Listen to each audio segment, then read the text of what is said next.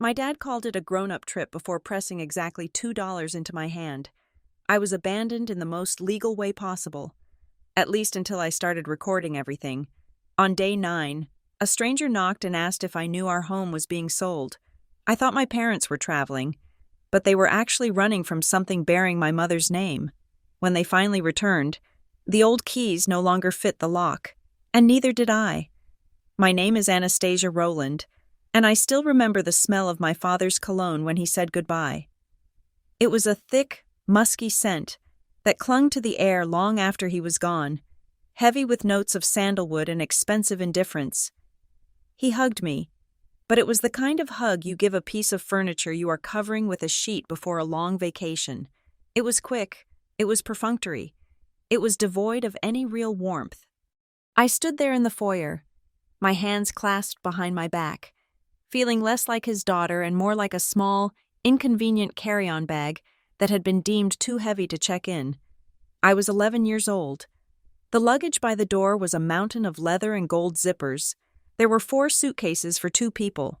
My father, Calvin Rowland, and his wife, my stepmother Marissa, were going to Europe for 1 month.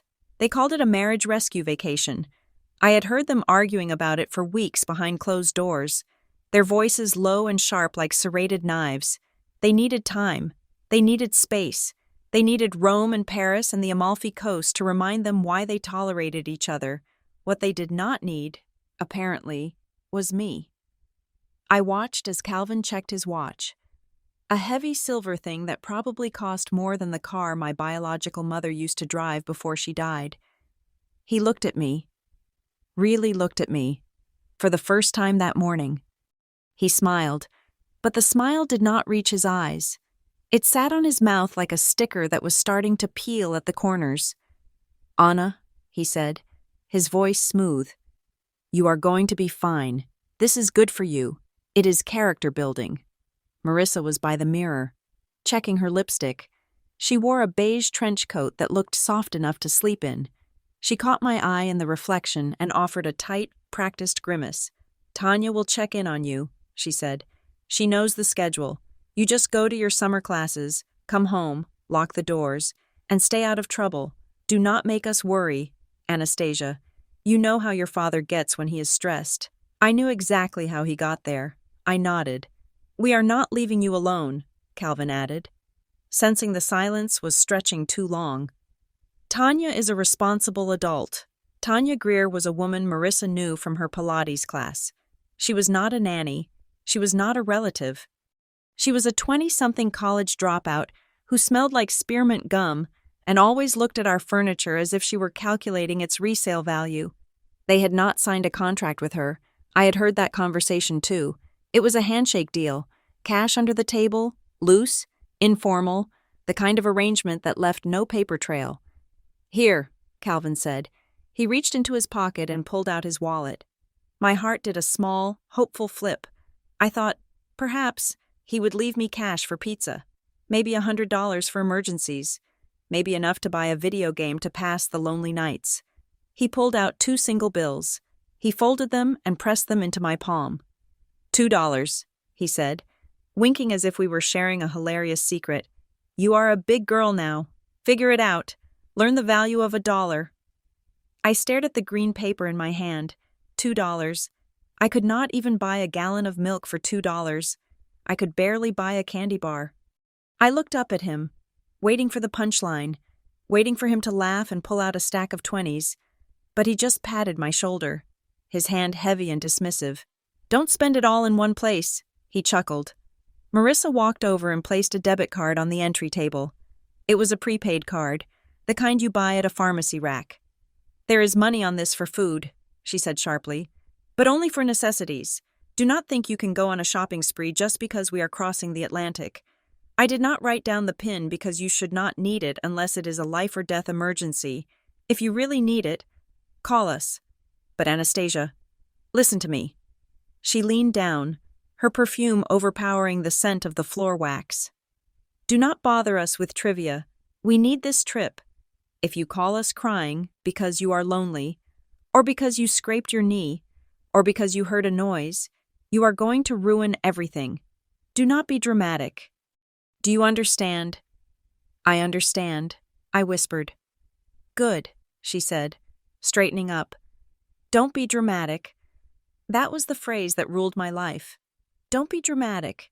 If I said I was hungry, I was dramatic. If I said I missed my mom, I was dramatic. If I pointed out that my shoes were 2 sizes too small, I would be ungrateful and dramatic. They had built a cage out of that word, and I had learned to sit very still inside it. The taxi honked outside. All right, let's go, Calvin said. He grabbed the handles of the suitcases. Be good. Anna, see you in 30 days. And then they were gone. The door clicked shut, and the silence that followed was heavy and absolute. I stood there for a long time, clutching the $2 in my sweating palm. I heard the taxi drive away, the sound of the engine fading until it was swallowed by the hum of the suburban afternoon. I was 11 years old, and I was standing in a 4-bedroom house with a refrigerator that I knew was mostly full of condiments and sparkling water, holding enough money to buy half a sandwich. I walked to the window and watched the street. It looked the same. The neighbors were mowing their lawns. The mailman was delivering letters. The world did not stop just because my parents had decided I was an optional accessory to their life. I looked at the card on the table. Emergency use only, no PIN. I knew what this was. It was not a lesson in independence. It was a test. It was a test to see how much I could take without cracking. If I called them to ask for the PIN, I failed. I would be the villain who ruined the marriage rescue trip. I would be the dramatic daughter who could not handle a simple month at home. They wanted me to be invisible. They wanted me to exist in stasis until they returned to win me up again. I went to the kitchen and put the $2 in the empty fruit bowl.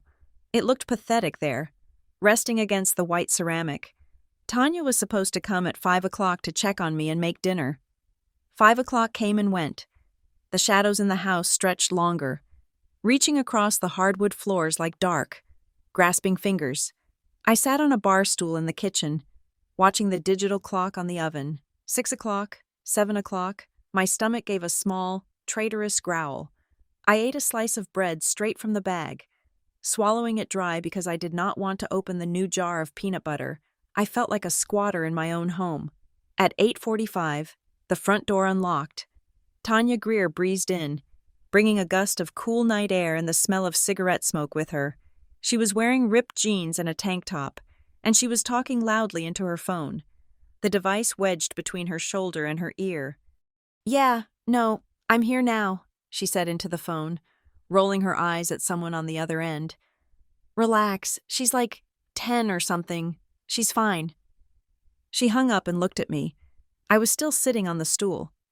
"Hey, kid," she said. She didn't apologize for being nearly 4 hours late. "You eat?" "I had bread," I said. "Cool," she said, tossing her keys on the counter. She didn't offer to cook. She didn't ask if I was okay. Instead, she walked into the living room, her eyes scanning the space with a predatory sharpness I had never noticed before. She looked at the 60-inch television. She looked at the crystal vase on the mantel. She looked at the stereo system. She walked back into the kitchen and leaned against the island, crossing her arms. She looked at me, really studied me, like she was trying to figure out how much I understood. "So," she said, popping a piece of gum in her mouth, "your dad and Marissa, they're gone for a whole month, huh?" "Yes," I said. "And they left you here?" "Yes." "Europe," she muttered, shaking her head. "Must be nice." She paused, her eyes narrowing slightly. "Hey, let me ask you something. Did they leave any papers, like, for me?" "Papers?" I asked. "Yeah," Tanya said. She lowered her voice, leaning in closer. "Like a letter authorizing me to make decisions, a power of attorney, medical consent forms anything with a notary stamp." I shook my head. "No, just the card." I pointed to the debit card on the table. Tanya picked it up, turned it over, and tossed it back down with a scoff. "Right, the card with no PIN. Typical." She looked around the kitchen again, her gaze lingering on the high-end espresso machine. So, if you break your leg tonight, I can't even sign for the cast. If the house catches fire, I'm just a random lady standing on the lawn. A cold shiver went down my spine. It wasn't the way she said it, it was the fact that she was saying it at all. She wasn't worried about my safety. She was worried about her liability, and something else. She seemed to be calculating the lack of oversight. "Did your dad leave any cash?" she asked suddenly. "For me? For gas? For ordering pizza?" I pointed to the fruit bowl. $2. Tanya stared at the 2 bills. She let out a short, harsh laugh. "You're joking." "No," I said. $2? She repeated. "Unbelievable. Rich people are the worst kind of broke. I swear." She looked at me, and for a second, her expression shifted. It wasn't a pity, it was complicated. "Look, kid, I'm not coming here every day if I'm not getting paid up front. Calvin said he'd Venmo me, but nothing's come through yet. So tonight, you're good. Right? You lock the doors, you go to sleep. I've got things to do." "You're leaving?" I asked. My voice sounded very small in the big kitchen. "I'll check in tomorrow," she said, grabbing her keys. "If the money comes through, don't open the door for anyone. Seriously, anyone." She turned to leave, but stopped at the door. "And hey, if anyone asks like a neighbor or a teacher, I was here all night. Okay, I cooked you a balanced meal and we read stories. Got it." "Got it?" I said. "Good girl." The door slammed shut. I was alone again. I locked the deadbolt. I checked the windows. The house felt enormous, a cavern of shadows and silence. I went upstairs to my room, but I couldn't sleep. My mind was racing. "Don't be dramatic," that was what they said. But this didn't feel dramatic. This felt dangerous. This felt like I had been erased. I went to my desk and opened the bottom drawer. I found a spiral-bound notebook that I had bought for school but never used. It had a black cover. It looked serious. I took a black marker and wrote one word on the cover in block letters: proof. I didn't want a diary. Diaries were for feelings, and feelings were dramatic. Diaries were for girls who cried because their parents didn't love them. I didn't need to write about how sad I was. I needed to write about what was happening. I needed facts. Facts were weapons. Facts were the only things that couldn't be dismissed as a tantrum. I opened the first page and wrote the date. June 15th. Dad and Marissa left at 9:00 a.m.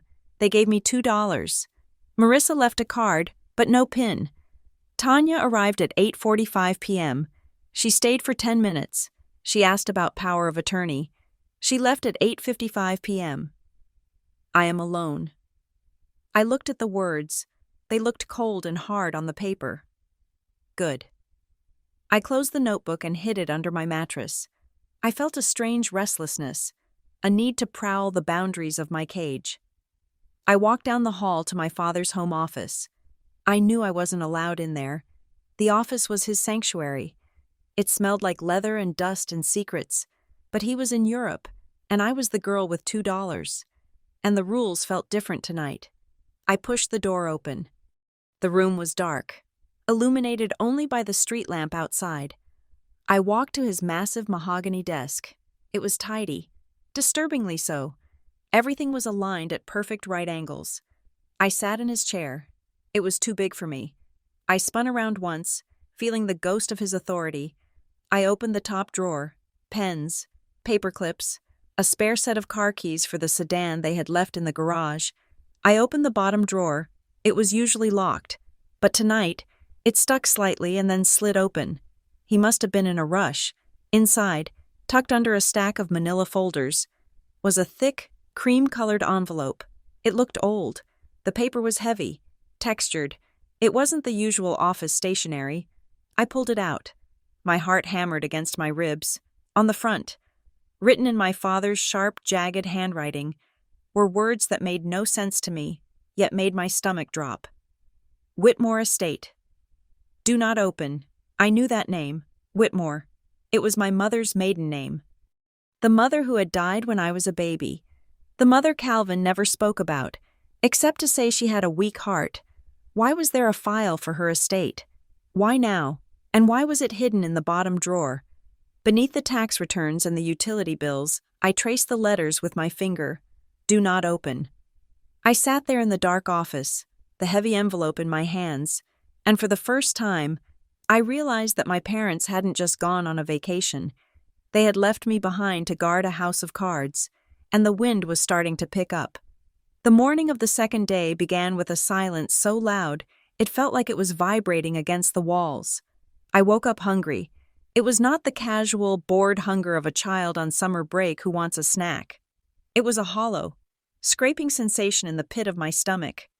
I went downstairs to the kitchen, my bare feet sticking slightly to the cold hardwood. The refrigerator was a gleaming stainless steel monolith. Inside, it was a museum of condiments. There was a jar of artisanal mustard, a bottle of capers, a half-empty container of almond milk that smelled sour, and 3 bottles of white wine. There was no bread. There were no eggs. There was no cheese. I looked at the fruit bowl where I had left the $2. They were still there, folded and crisp, mocking me. At 10 o'clock, Tanya Greer showed up. She did not knock. She just unlocked the door and walked in, looking more annoyed than she had the night before. She didn't even say hello. She walked straight to the counter, pulled out her phone, and tapped on the banking app. "Hey," she said, not looking at me. "Your dad is funny." "Funny?" I asked. I was drinking a glass of tap water to make my stomach stop growling. "Yeah, funny. As in, he forgot to hit send on the transfer," Tanya said. She turned the phone screen toward me, as if I could fix it. "I texted him 3 times last night, straight to voicemail. I texted Marissa. Nothing." "You got a number for the hotel?" "No," I said. "They said they would call when they landed." Tanya let out a sigh that rattled her chest. "Okay, well, look, I'm not a bank. I can't be driving over here, using my gas, spending my time. If the cash isn't landing, you get that, right?" I nodded. I understood the transaction. My father had taught me that everything was a transaction. "So," Tanya said, looking around the kitchen again, "you got any cash stash? Like in a cookie jar? Emergency fund?" "I have $2, I said. Tanya looked at me like I was speaking a foreign language. "Right, the $2. Okay, well, here's the deal. I have another gig at noon. I'm gonna go. When they call you, and they better call you. You tell them Tanya needs her $500 by tonight, or Tanya is done. You got that?" "Yes," I said. "And hey," she added, grabbing an apple from the counter, one of the decorative wax ones, realizing it was fake, and tossing it back with a clatter. "Don't burn the house down." She left. She had been there for 7 minutes. I went to the living room and sat on the white sofa. My phone pinged. It was a notification from Instagram. Marissa had posted. I opened the app. There they were. A photo taken in the first-class lounge at JFK. Posted 10 hours ago, but just showing up on my feed. Marissa was holding a flute of champagne, her head thrown back in laughter. Calvin was next to her, looking tan and relaxed, holding a whiskey glass. The caption read, "Finally free. Europe, here we come. Marriage. Rescue. No kids. Just us. No kids." I stared at the hashtag. It wasn't just a description. It was a celebration. They weren't just happy to be in Europe. They were happy to not be here. Do not be with me. I liked the photo. It was a reflex. If I liked it, maybe they would see it. Maybe they would remember I existed. By 1 o'clock, the hunger was a sharp pain. I stared at the debit card on the table, the one with no PIN. Marissa had said it was for emergencies. Starving felt like an emergency. But she had also said, "Don't be dramatic." Was hunger dramatic, or was it survival? I decided to try. I put on my sneakers and walked the 6 blocks to the nearest pharmacy. It was a hot day, the kind of humid heat that makes the air feel thick. I walked with my head down, clutching the card in my sweaty hand. Inside the store, the air conditioning was freezing. I walked the aisles slowly, calculating. I needed food that didn't require cooking. because I was terrified of using the gas stove and accidentally causing a fire that Tanya would blame me for. I picked up a loaf of white bread, a jar of peanut butter, a box of granola bars, a gallon of water. I walked to the counter. The cashier was an older woman with tired eyes. She scanned the items. $19.40, she said. I slid the card into the chip reader. Please enter PIN. My heart stopped. I stared at the keypad. I didn't know it. I hit the green button, hoping it would bypass it and run as credit. Invalid PIN. You have to put the number in, honey, the cashier said. I don't know, I whispered. Can I run it as credit? Not with these prepaid ones, she said, shaking her head. Debit only. I need a PIN. I felt the heat rising in my cheeks. There was a man standing behind me in line. He sighed, shifting his weight. Can I try one more time? I asked. I typed in my birthday. 0615. Declined. The machine let out a harsh, rhythmic beep that sounded like an alarm. Beep, beep, beep. Everyone was looking. The cashier, the man behind me, the security guard by the door. I felt naked. I felt like a thief. I can't take it, the cashier said, reaching for the bag she had started to pack. Do you have cash? No, I said, my voice cracked. Then I can't give it to you. I walked out of the store empty-handed. The sun hit me like a physical blow. I wanted to cry. I wanted to sit on the curb and sob until someone stopped to help me, but I heard Marissa's voice in my head. Don't be dramatic. Crying in a parking lot was dramatic. I pulled out my phone. My hands were shaking. I didn't call them. Instead, I opened the camera app. I switched to video. I walked back toward the glass doors of the pharmacy, zoomed in on the card reader through the window where the next customer was paying. Then I turned the camera on myself. I held up the card. June 16th, I said to the camera. My voice was steady, terrifyingly steady. 1:15 p.m., attempted to buy bread and water. The card declined. No PIN provided. Current cash on hand, $2. I stopped the recording. I saved it to a new folder I named Evidence. I walked home. I drank 3 glasses of tap water and ate the last stale cracker I found in the back of the pantry. The next day, Tanya didn't come at all. I went to my summer school program at the community center. It was a relief to be out of the house, but it was also a minefield. I had to look normal. I had to look like a girl whose parents were on a glamorous vacation, not a girl who had eaten nothing but water and expired crackers for 24 hours. I wore my cleanest shirt. I brushed my hair until it shone. I smiled at Mr. Henderson, the history teacher. How are the parents? He asked during break. Great, I said brightly. They are in Rome today. They sent pictures of the Colosseum. They hadn't sent anything. I had Googled Rome weather so I could lie accurately. Wonderful, he said. Lucky girl. At lunch, I went to the cafeteria line. I usually have a prepaid account. My dad would load it at the beginning of the term. I picked up a tray. I took a scoop of mashed potatoes and a carton of milk. I got to the register and punched in my student ID number. The lunch lady, Mrs. Gable, frowned at her screen. She typed the number in again. Anastasia, she said. It says, account suspended. What? I asked. The tray felt heavy in my hands. It says, canceled by parent, she read, squinting at the monitor. Did your dad switch you to a packed lunch plan? The world tilted slightly. Canceled. He hadn't just forgotten to load it.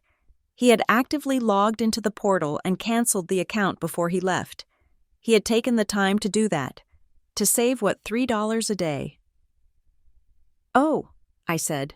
I forced a laugh. It sounded like glass breaking in my throat. Right, yes, I forgot. He told me to pack lunch. I just forgot it on the counter today. Silly me. Well, Mrs. Gable looked at the line of kids behind me. She looked at the mashed potatoes on my tray. I can't give you the hot lunch without the account. Honey. Policy. I understand, I said. I handed her the tray. I walked to a table in the corner and sat down. I opened my backpack and pretended to look for the lunch I didn't have. I drank from the water fountain 3 times. When I got home that afternoon, Tanya was there. She was sitting on the patio furniture in the backyard, smoking a cigarette. She hadn't come inside. I walked out the sliding glass door. "Hey," she said. She didn't look up from her phone. "Did my dad call?" I asked. "Nope," she said. "But he read my text. I saw the read receipt. Blue tick, no reply." She blew smoke into the air. "Your dad is a piece of work. You know that." "I know," I said. Tanya stood up. "Look, I'm not doing the overnight thing. I'm not doing the dinner thing. I'm literally just checking that you aren't dead so I don't get sued. I'm here. You're alive. Great. See you tomorrow." She walked past me. As she reached the gate, her phone rang. She answered it immediately, her voice changing from annoyed to conversational. "Girl, I know," she said into the phone. "I'm at home now. It's huge. 4 bedrooms, pool, the works. But get this, the guy is ghosting me on the payment. Yeah. Rich people, right? They have the money for Europe, but they're too cheap to pay the babysitter. The kid. She's weird. Just stare at you. Doesn't say anything. Yeah, I think she's fine. Honestly, I'm doing the bare minimum until the check clears." The gate clicked shut. The bare minimum. I went inside. I was lightheaded. I went to the kitchen and looked at the fruit bowl. The $2. I looked at the $2, but I couldn't spend them. They were evidence. I dug through the couch cushions in the living room and found enough loose change quarters and dimes people had dropped. I walked to the gas station. I bought 1 apple and a pack of generic crackers with the coins. It cost $1.89. I sat on a bench outside the gas station and ate the apple slowly, taking tiny bites, trying to make it last. I kept the receipt. When I got home, I went upstairs to my room. I pulled out the black notebook. Proof. I taped the gas station receipt to the page. June 17th, lunch account canceled by Dad before trip. The card still declined. Tanya came for 5 minutes. She called Dad cheap and me weird. I ate 1 apple, 1 pack of crackers. Still no call from them. I took a photo of the receipt with my phone. I took a photo of the empty fridge. I took a screenshot of the school lunch portal showing account canceled. I was building a wall of paper and digital files.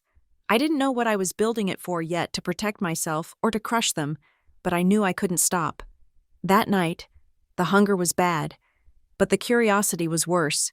I couldn't stop thinking about the envelope in the bottom drawer of my father's desk, the one that said Whitmore Estate. The house was completely dark. I went back into the office. I felt like a ghost haunting my own life. I opened the drawer. The envelope was still there, heavy and forbidden. Do not open. I had followed rules my whole life. I had been a good girl. I had been the undramatic daughter. And where had it gotten me starving in a $1 million house with a babysitter who hated me? I reached for the letter opener on the desk, a silver blade that felt cold in my hand. I slid the blade under the flap of the envelope. The sound of the paper tearing was the loudest thing I had heard in days. Rip! I pulled out the contents. It was a stack of legal documents, thick, dense paper with blue borders. I didn't understand most of the words. Irrevocable trust, asset allocation, fiduciary responsibility, but I understood the names. On the first page, in bold letters, the Evelyn Whitmore Family Trust. Evelyn, my mother. I turned the page. My eyes scanned the legal jargon until they landed on a paragraph near the bottom. Primary beneficiary Anastasia Rowland. Trustee until age of majority. Calvin Rowland. I turned to another page. There were numbers, big numbers with too many zeros to comprehend. And then there was a list of properties. Our house wasn't on the list, but other houses were. A lake house I had never seen, an apartment building in the city. And then I saw something else, a letter, paper clipped to the back of the trust document. It was handwritten, but the ink was old and faded. Calvin, she is to be taken care of. This money is not for you. It is for her future. It is for her safety. Do not make me regret trusting you with our daughter. Evelyn. I sat there, the letter trembling in my hand. My mother had left me money. She had left me a lot of money. She had left me safety, and my father had left me with $2. A cold, hard knot formed in my chest. It wasn't sadness anymore. It was something else. It was the realization that the man who had told me to figure it out was living on a vacation funded by a dead woman's love for the daughter he was starving. I took my phone. I took a picture of the document. I took a picture of the letter. I took a picture of the beneficiary line. Then, I heard a car door slam outside. I froze. I scrambled to shove the papers back into the envelope. I shoved the envelope back into the drawer. I ran out of the office and up the stairs, my heart hammering against my ribs like a trapped bird. I made it to my room just as the doorbell rang. It wasn't Tanya. Tanya had a key. I crept to the window and looked down. There was a car in the driveway I didn't recognize, a dark sedan, and a man standing on the porch, looking at a clipboard. He didn't look like a friend. He looked like a business. I didn't answer the door. I sat on my bed, clutching my notebook, and waited for the knocking to stop. But as I sat there, I realized something. I wasn't just a child who had been left behind. I was the owner of the Whitmore estate. And whatever was happening in this house, whatever my father was running from or running to, I was the key to it all. The floor of the gymnasium smelled like old rubber and industrial cleaner. That was the last thing I noticed before the world tilted sideways. We were running laps, just a warm-up for dodgeball, but my legs felt like they were filled with wet sand. The air in the gym was thick and humid, amplifying the squeak of sneakers against the polished wood. I was counting my steps, trying to distract myself from the hollow ache in my stomach that had become my constant companion over the last 4 days. 1, 2, 3, 1, 2, 3. Then, the lights above me blurred into a single, blinding streak. My knees didn't buckle dramatically. They just stopped working. I slid down, hitting the floor not with a crash, but with a soft, defeated thud. I didn't black out completely. I heard the whistle blow. I heard the rush of footsteps, and then I heard Mr. Landon Pierce, the school counselor who was supervising the summer program that day, his voice cutting through the noise. "Give her air." "Back up. Everyone back up." When he helped me sit up a minute later, the room was spinning. He handed me a bottle of water. My hands were shaking so badly I couldn't unscrew the cap. He did it for me, his eyes narrowing as he watched my fingers tremble. "Anastasia," he asked, his voice low. "When was the last time you ate, breakfast?" I lied. The word tasted like ash. "I had a big breakfast. Eggs, toast." He didn't say anything. He just looked at me. Mr. Pierce was a man who listened for a living. He knew what a lie sounded like, especially a lie told by an 11-year-old girl trying to hold on to her dignity. "Come with me," he said gently. "Let's go to my office.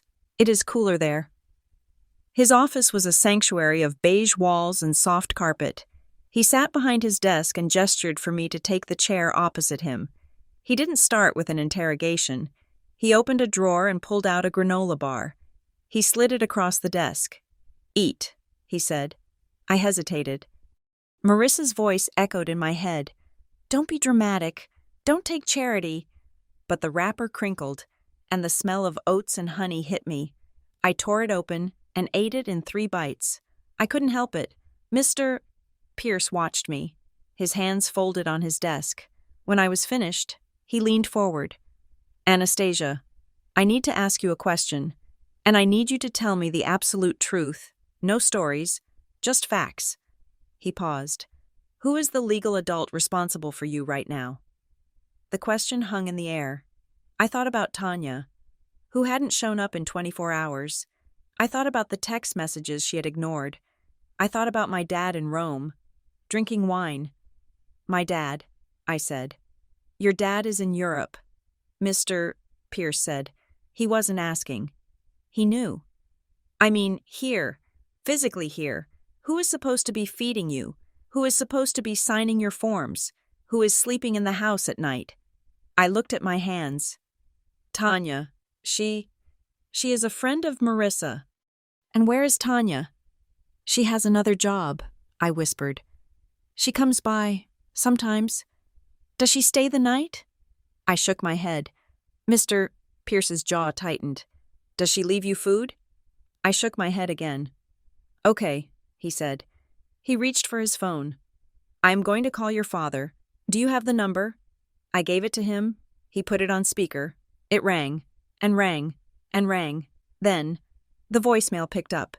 You have reached Calvin Rowland. I am currently out of the country on business. Please leave a message. Mr. Pierce hung up. He dialed Marissa's number. It rang 4 times. Then, a click. Hello? Marissa's voice was sharp, annoyed. In the background, I could hear clinking silverware and the low hum of a restaurant. Mrs. Rowland, Mr. Pierce said, "This is Landon Pierce, the counselor from Anastasia's summer program." Is she hurt? Marissa asked immediately. Not only is she okay, but she is hurt. Liability first. She fainted in gym class today, Mr. Pierce said. She appears to be severely malnourished and dehydrated. I'm trying to verify her guardianship arrangement while you are away. There was a pause. She fainted? Oh, for heaven's sake. She probably skipped breakfast. She is going through a phase. Mr. Pierce, she is obsessed with her weight. It is an attention thing. I flinched. An attention thing. Mrs. Rowland, Mr. Pierce's voice dropped an octave, becoming dangerously calm. I just watched her eat a granola bar like she hadn't seen food in days, and the caregiver you mentioned, Tanya, is not answering her phone. Anastasia says she is alone at night. She is not alone, Marissa snapped. Tanya is on call. Look, we are in the middle of dinner in Paris.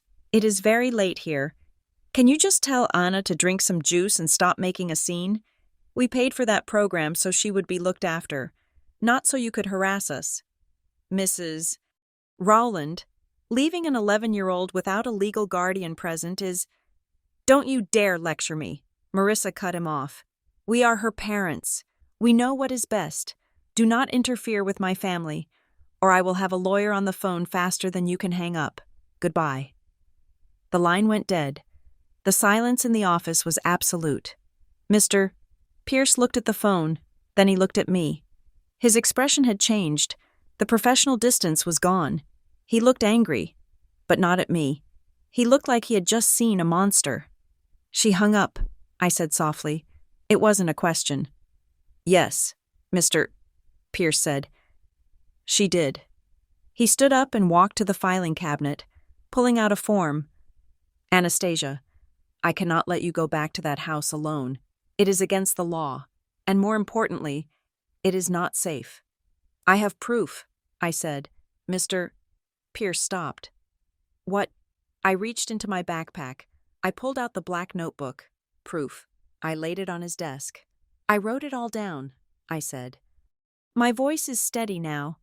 The granola bar had given me strength, or maybe it was just the relief of finally letting the secret out. The dates, the times Tanya came, the texts, the empty fridge, the card is getting declined. Mr.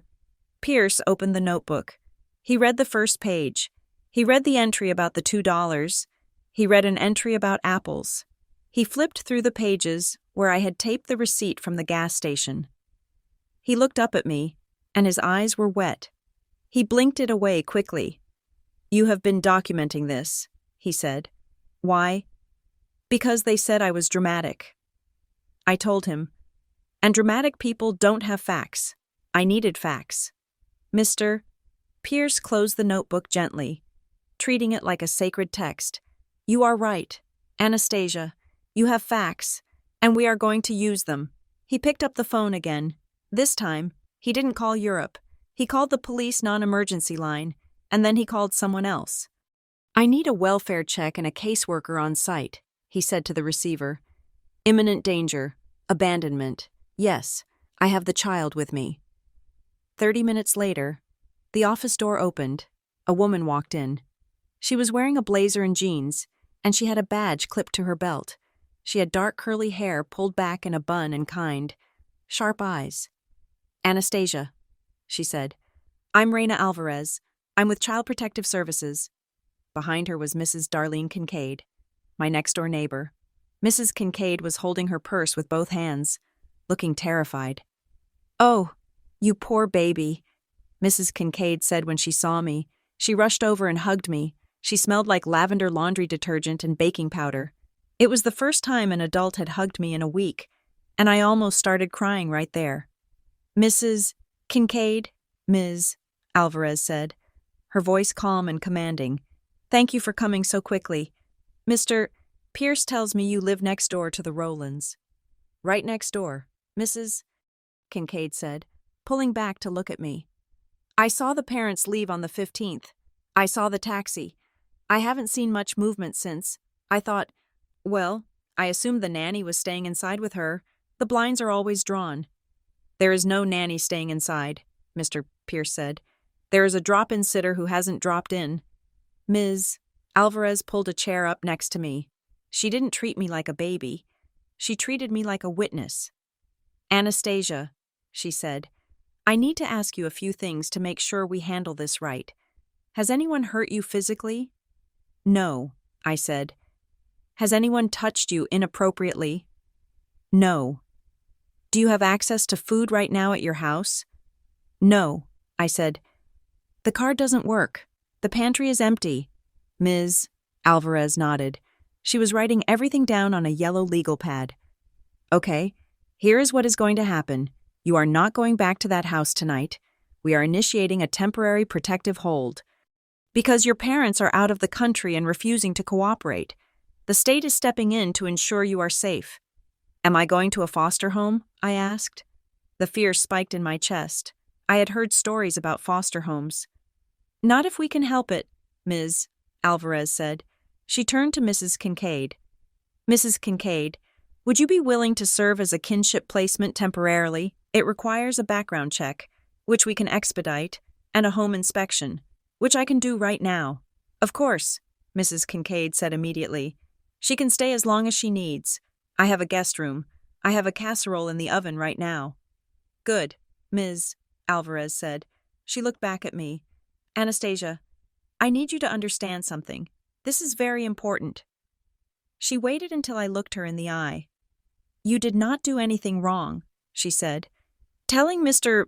Pierce was not telling on your parents. It was saving yourself. There is a difference between being loyal and being a victim. Truth is not betrayal. Do you understand that? Truth is not betrayal," I repeated. It felt like a new rule, a better rule than "don't be dramatic." "Exactly," she said. "Now, we need to go to your house to get some clothes. I will go with you. Mrs. Kincaid will meet us at her place." The drive to my house was silent. Ms. Alvarez drove a sedan that smelled like coffee. When we pulled into the driveway, the house looked different. It looked like a crime scene. We went inside. Ms. Alvarez walked through the rooms with a camera. She took pictures of the empty fridge. She took pictures of the pantry. She took pictures of the card on the table. She found the note Tanya had left on the counter 3 days ago that said, "Back later, a later, that never happened." I went to my room and packed a bag. I took my clothes, I took my toothbrush, and I took the black notebook. When I came back downstairs, Ms. Alvarez was in the living room. She was on the phone again, and her face was pale. She hung up when she saw me. "Ready?" she asked. "Yes," I said. We walked out of the house. I watched her lock the door. She put a sticker on the frame. It was bright orange. It looked official. We drove to Mrs. Kincaid's house. It was warm inside, and the smell of chicken casserole made my mouth water. Mrs. Kincaid set me up at the kitchen table with a plate of food that looked like a feast. Ms. Alvarez sat across from me while I ate. She had a folder open. She had been making calls while I was packing. "Anastasia," she said, after I'd finished my second helping, "I need to ask you one more thing. It is a bit complicated." "Okay," I said. "When I ran your name and your address through our system to set up the case file, something flagged in the database. It is usually just for administrative purposes, but it caught my eye." She tapped her pen on the folder. "We look at financial assets to determine if the parents have the means to provide care," she explained. "Usually for a case of neglect. We look to see if the family is struggling. If they are poor, we help them get food stamps. If they are wealthy, it changes the legal approach. She leaned in closer. Your father's name is on the deed to this house, she said, but there is a cross-reference to a trust fund, a very large trust fund. It lists you as the beneficiary. I stopped chewing. The envelope, the Whitmore estate. I know, I said. I found the papers in his desk. Ms. Alvarez's eyebrows shot up. You found them? Yes. It is my mom's money, from Evelyn Whitmore. Ms. Alvarez looked at me, and for the first time, she looked genuinely frightened. Not just worried about my hunger, but worried about something bigger. Anastasia, she said, her voice very quiet. I don't think you understand. I just got off the phone with the county clerk. The flag on the file wasn't just about the existence of the money. She took a breath. The flag was there because there was a pending transaction. A request was filed 9 days ago, the day your father left for Europe to liquidate a significant portion of the assets, to sell the real estate holdings. Sell them? I asked. Yes, she said. But here's the problem. According to the summary I'm looking at, the trust cannot be liquidated without the signature of the primary beneficiary if the beneficiary is over the age of 10. She looked at me, her gaze piercing. You are 11, she said. Did you sign anything before they left? No, I said. I didn't sign anything. Ms.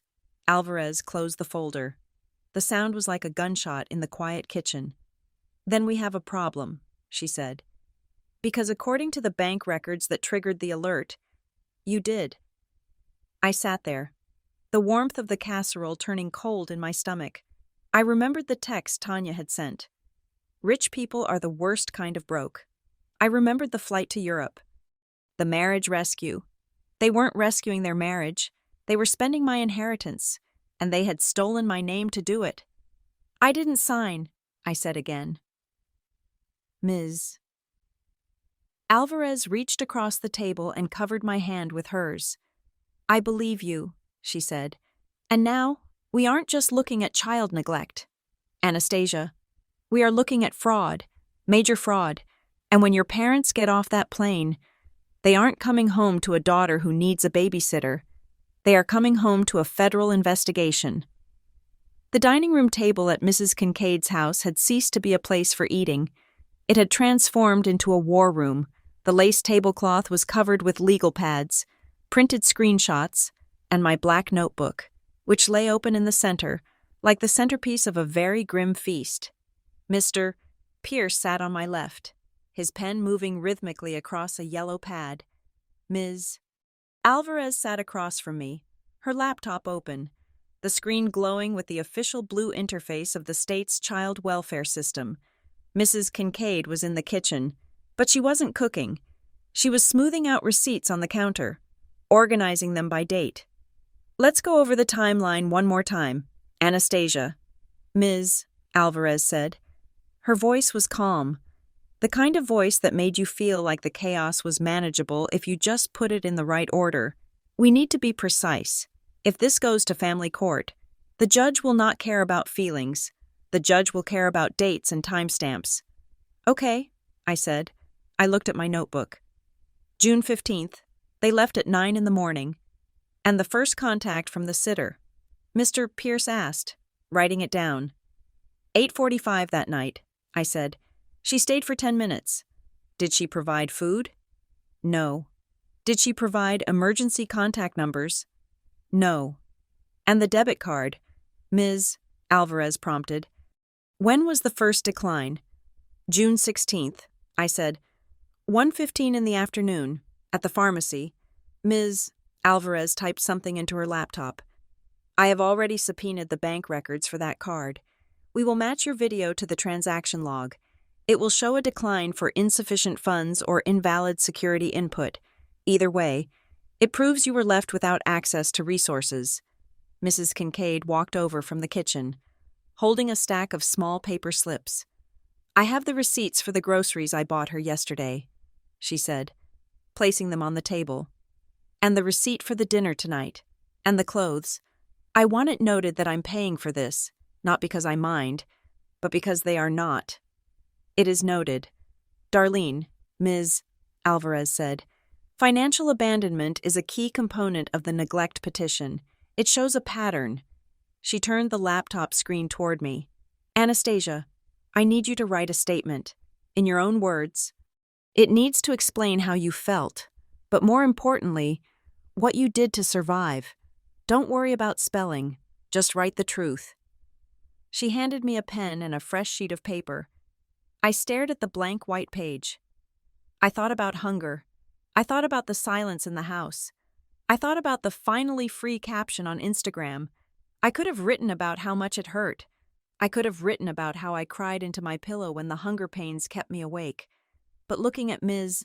Alvarez and Mr. Pierce, looking at the organized piles of evidence, I realized that sadness was not useful here. Sadness was what victims felt. I did not want to be a victim. I wanted to be a plaintiff. I wrote one sentence at the top of the page. I do not want to destroy them. I paused. That was true. They were my parents. Somewhere, deep down. I still remembered when my dad used to push me on the swings. But then I remembered the $2. I wrote the next sentence, pressing the pen down hard. I want to make sure they can never do this again. I pushed the paper back to Ms. Alvarez. She read it, and a small, tight smile appeared on her face. Short, powerful, we will use it. Just then, Ms. Alvarez's phone buzzed. She picked it up, frowned, and tapped into her email. Well, she said, letting out a breath. This is interesting. What is it, Mr. Pierce asked.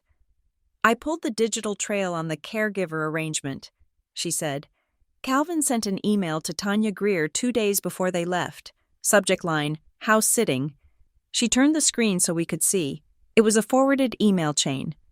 Read the body of the email, she said. I leaned in. The email from my father read, Tanya, keys are under the mat. Keep the place standing. We will venom you when we get back. If the kid needs anything, tell her to call her grandmother or something. Just keep the lights on. Her grandmother died 4 years ago, I said quietly. Exactly, Ms. Alvarez said. But look at the legal disclaimer at the bottom. It is a standard corporate footer. There is no attachment, no medical release form, no power of attorney. He basically hired a house sitter and mentioned you as an afterthought. Legally, this is not guardianship. This is abandonment with a spectator. The doorbell rang. The room went still. Mrs. Kincaid looked at the door, terrified. Is it them? Are they back? They shouldn't be, Ms. Alvarez said, standing up. I haven't served the notice yet. Stay here. She walked to the door, her hand resting near her badge. She opened it. Standing on the porch was Tanya Greer. She looked different than she had the last time I saw her. She wasn't wearing her cool leather jacket. She was wearing a baggy sweatshirt, and she looked like she hadn't slept. She was holding her phone in one hand and a stack of printed papers in the other. I am not going to jail, Tanya blurted out before Ms. Alvarez could even say hello. I talked to my cousin. He is a paralegal. He said if something happens to that kid, I could be charged with contributory negligence. I am not going down for this. Ms. Greer, Ms. Alvarez said calmly. Come in.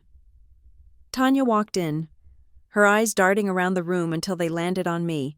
She didn't look annoyed anymore. She looked desperate. Hey, kid, she said. I am sorry I ghosted. Okay, but look at this. She slammed the stack of papers onto the table. They were screenshots of text messages. Read them, Tanya commanded. I looked at the top page. It was a conversation between Tanya and Calvin R. Tanya dude. Where's the money? I have been here 3 times. Gas is expensive. Calvin R. Relax. International banking is slow. I will send it. Tanya. The kid has no food. She is eating crackers. Calvin R. She is fine. She has reserves. Don't let her play you. Just make sure the house is secure. Prioritize the perimeter check. Prioritize the perimeter check. He cared more about the burglar alarm than he cared about me, I said. That is what I am saying, Tanya said, throwing her hands up. I am not a monster, but I am also not a charity. And then he blocked me. Look. She swiped to the last image, a message bubble that had turned green instead of blue, followed by the message not delivered error. He blocked the babysitter while he was in Europe, Mr. Pierce said, shaking his head in disbelief. That is deliberate isolation. I want immunity, Tanya said to Ms. Alvarez. I will testify. I will say whatever you want. Just don't let them pin this on me. If you cooperate, we can discuss your level of liability, Ms. Alvarez said. But right now, this evidence is gold. It proves he knew you were not being paid, and that I was without food, and he chose to cut communication. I looked at the pile of papers on the table. My notebook, the receipts, the email, the texts. I realized something then. My father and Marissa were terrified of things like net worth and social standing. They thought power came from money. But in this room, power was coming from paper. They didn't fear God. They didn't fear morality. They feared the documentation that proved they were wrong. We need more, I said. Everyone looked at me. We need to go back to the house, I said. We need to video the inside before they come back and stage it. They will fill the fridge. They will put money in the jar. We need to show what it looks like right now. Ms. Alvarez nodded. She is right. If we wait, they will tamper with the scene. We drove back to my house in a caravan, Ms. Alvarez, Mr. Pierce, and me. Tanya stayed behind at Mrs. Kincaid's, writing her own statement. The house felt cold when we entered. It had the stale, airless smell of a place that had been holding its breath. Do not touch anything unless necessary, Ms. Alvarez instructed. Just record. I pulled out my phone. I started a new video file. June 19th, I said to the camera. Entering the premises, I walked to the kitchen. I opened the fridge. The light flickered on, illuminating the empty shelves. Refrigerator contents, condiments and wine, I narrated. I walked to the pantry. I zoomed in on the empty cracker box I had left on the counter. I walked to the bathroom upstairs. I opened the medicine cabinet. No children's Tylenol, I said. No Band-Aids. Only prescription skincare for Marissa. I walked to the hallway where the family calendar hung. It was a big dry erase board. In the month of June, a thick black line was drawn through the weeks. Across it, Marissa had written Europe. There were no emergency numbers written in the notes section, no doctor's number, no dentist, just the flight numbers and the word freedom. I recorded it all. I didn't cry. I felt like a cameraman filming a documentary about a disaster that had happened to someone else. I was separating myself from the girl who lived here. We were downstairs in the kitchen when Ms. Alvarez's phone rang again. She answered it, listened for a moment, and her face went hard. Okay, thank you for the heads up. She hung up and looked at us. That was the travel monitoring agency, she said. Your parents just changed their flight. They are boarding a plane out of Rome right now. They will be here in 14 hours. Why, Mr. Pierce asked. Did they have a change of heart? No, Ms. Alvarez said grimly. Because I filed the initial petition with the court this morning. Electronic notification goes to the parents immediately. They aren't coming back because they miss you. Anastasia. They are coming back because they received an investigation notice for child endangerment and potential fraud. My stomach tightened. They were coming. The storm was making landfall. We need to leave, Mr. Pierce said. We have what we need. Wait, I said. I was standing by the kitchen island, next to the fruit bowl where the $2 had been. There was the house landline. It was an old cordless phone that we never used. Only telemarketers called it. But the red light was blinking. One new message. My parents never called the landline. They called cell phones. If someone called the landline, it was because they couldn't get through on a cell, or because they didn't want the call logged on a mobile network. There is a message, I said. Ms. Alvarez stepped closer. Play it. I pressed the button. Beep. There was static. Then, a voice. It was my father. He sounded breathless, angry. He wasn't talking to me. He was leaving a message for someone else. Or maybe he thought he was talking to a machine that would transcribe it for his lawyer. Look, I don't care about the penalty fees. Calvin's voice hissed through the speaker. Just liquidate the portfolio. The authorization is on the desk. I already set up the bypass for the signature. He paused, and I heard Marissa in the background saying something about boarding groups. Then Calvin spoke again. Lower this time. Darker. Just sell it. All of it. The girl is 11. She does not know anything about Whitmore. She thinks she is broke. By the time she figures it out, the shell company will be closed. Just do it before I land. Beep. The machine clicked off. The silence in the kitchen was heavier than it had ever been. Mr. Pierce looked at Ms. Alvarez. Ms. Alvarez looked at the phone as if it were a bomb that had just been defused. He admitted it, Mr. Pierce whispered. He is not just spending it. He is washing it. I looked at the phone. She thinks she is broke. I reached into my pocket and touched the $2 I had kept there since the day they left. I wasn't broke. I was the heir to a fortune that he was trying to steal while I starved. Ms. Alvarez, I said, can we record that? We can do better, Ms. Alvarez said, pulling an evidence bag out of her purse. She unplugged the entire answering machine from the wall. We are taking the whole unit. She looked at me, and there was a fierce pride in her eyes. You were right, Anastasia, she said.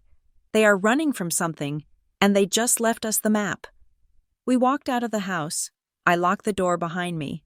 I knew that the next time I walked through it, everything would be different. The parents who were flying back across the ocean thought they were coming home to manage a crisis. They thought they were coming home to a scared little girl and a confused social worker. They were wrong. They were coming home to a prosecutor's dream. The atmosphere in Mrs. Kincaid's kitchen had shifted. In the beginning, it had felt like a shelter, a warm place with casserole and sympathy. Now, it felt like a tactical operations center. The air was thick with the smell of stale coffee and the hum of laptops. Ms. Alvarez was no longer the only authority figure in the room. She had made a call an hour ago, and that call had brought Jared Holt. Jared was a pro bono lawyer who worked with the county's Child Advocacy Center. He didn't look like the lawyers on television who wore three-piece suits and shouted in courtrooms. He wore a wrinkled button-down shirt with the sleeves rolled up to his elbows. He looked tired in a way that suggested he spent his life cleaning up messes other people made. He had a way of looking at documents that made me think he could see through the paper to the table beneath. Okay, Jared said, placing a heavy file on the table. He looked at Ms. Alvarez, then at Mr. Pierce, and finally at me. I have reviewed the preliminary findings from the caseworker portal and the cross-referenced tax data. We need to stop calling this a custody issue. This is not a custody issue. What is it? I asked. I was sitting on a tall stool, my legs dangling, holding my notebook. It is a heist, Jared said. He didn't sugarcoat it. And you are the bank vault. He opened the file. Anastasia, Ms. Alvarez confirmed the existence of the Whitmore Family Trust. Your mother, Evelyn Whitmore, came from a family with significant real estate holdings. When she passed away, she didn't leave that money to your father. She left it to you. I saw the paper, I said. It said he was the trustee. Exactly, Jared said. A trustee is a manager. Think of it like a librarian. The librarian takes care of the books, but he doesn't own the books. He can't take the books home and sell them on the internet. His job, his fiduciary duty is to protect the books until you are old enough to read them. He tapped the paper in front of him. Calvin isn't protecting the books, he said. He is burning down the library. The room went very quiet. Mrs. Kincaid gasped softly from the sink where she was washing mugs. We tracked the activity, Jared continued, his voice turning clinical. For the last 3 years, the trust has been stable, boring, even, but starting 6 months ago, There was a shift. Small withdrawals, administrative fees, maintenance costs, just under the limit that would trigger an automatic audit. He looked at me. But then, 19 days ago, everything changed. He stopped taking small bites. He prepared to swallow the whole thing. "The trip," I whispered. "The trip," Jared agreed. "We thought it was strange that they chose a month-long vacation right when their finances seemed tight. You mentioned he cut your lunch account to save $3. People who are cutting lunch money don't fly first class to Rome unless the trip pays for itself." Ms. Alvarez leaned forward. "Anastasia, did they say exactly where they were going, besides Rome?" "They said the Amalfi Coast," I said. "And maybe Switzerland." Marissa wanted to buy a watch. Jared let out a humorless laugh. "Switzerland, of course. Look, Anastasia, the investigation notice Ms. Alvarez sent triggered an alert, but it also unlocked some deeper records for us. Your father isn't in Europe to look at paintings. He is there because the trust holds a significant asset, a commercial property in Zurich, that your grandfather bought 40 years ago. It is the jewel of the portfolio." I tried to process this. My dad wasn't just a cheapskate who left me with $2. He was an international businessman of the worst kind. "He is trying to sell it," Jared said. "The voicemail you played when he said, 'Liquidate the portfolio.' He is trying to sell the Zurich property, and he needs to do it in person because doing it remotely leaves too many digital footprints in the United States." "But he can't sell it," I said, remembering what Ms. Alvarez had told me earlier. "I have to sign, and I am 11. Jared looked at Tanya, who was sitting in the corner, looking like she wanted to disappear into the upholstery of the armchair.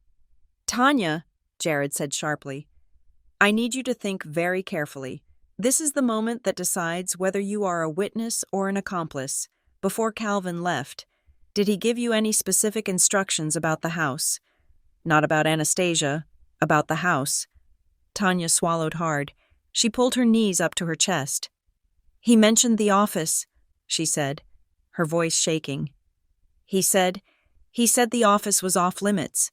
He said it had an alarm sensor on the door. He said if I went in there, the police would come."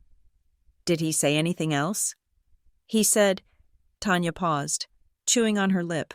"He said, 'Don't let the kid near the wall be safe.' He said you were nosy. He said, 'If she finds the combination, she will mess up the filing system.'" "The filing system," Jared repeated. "Right." He turned back to me. "Anastasia, tell me about the envelope again." "The one you found." "It was in the bottom drawer," I said. It said, "Whitmore Estate, do not open."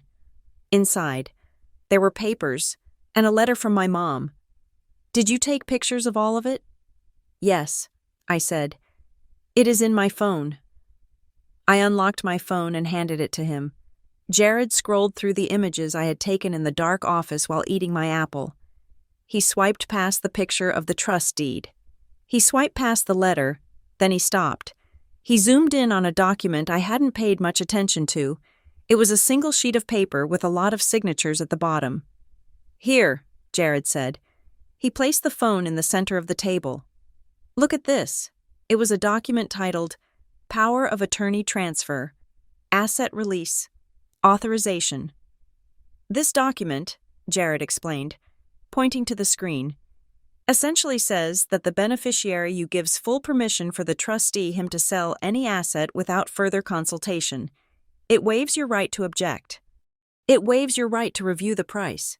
"But I didn't sign that," I said. "I know," Jared said. "But look at the bottom." I looked.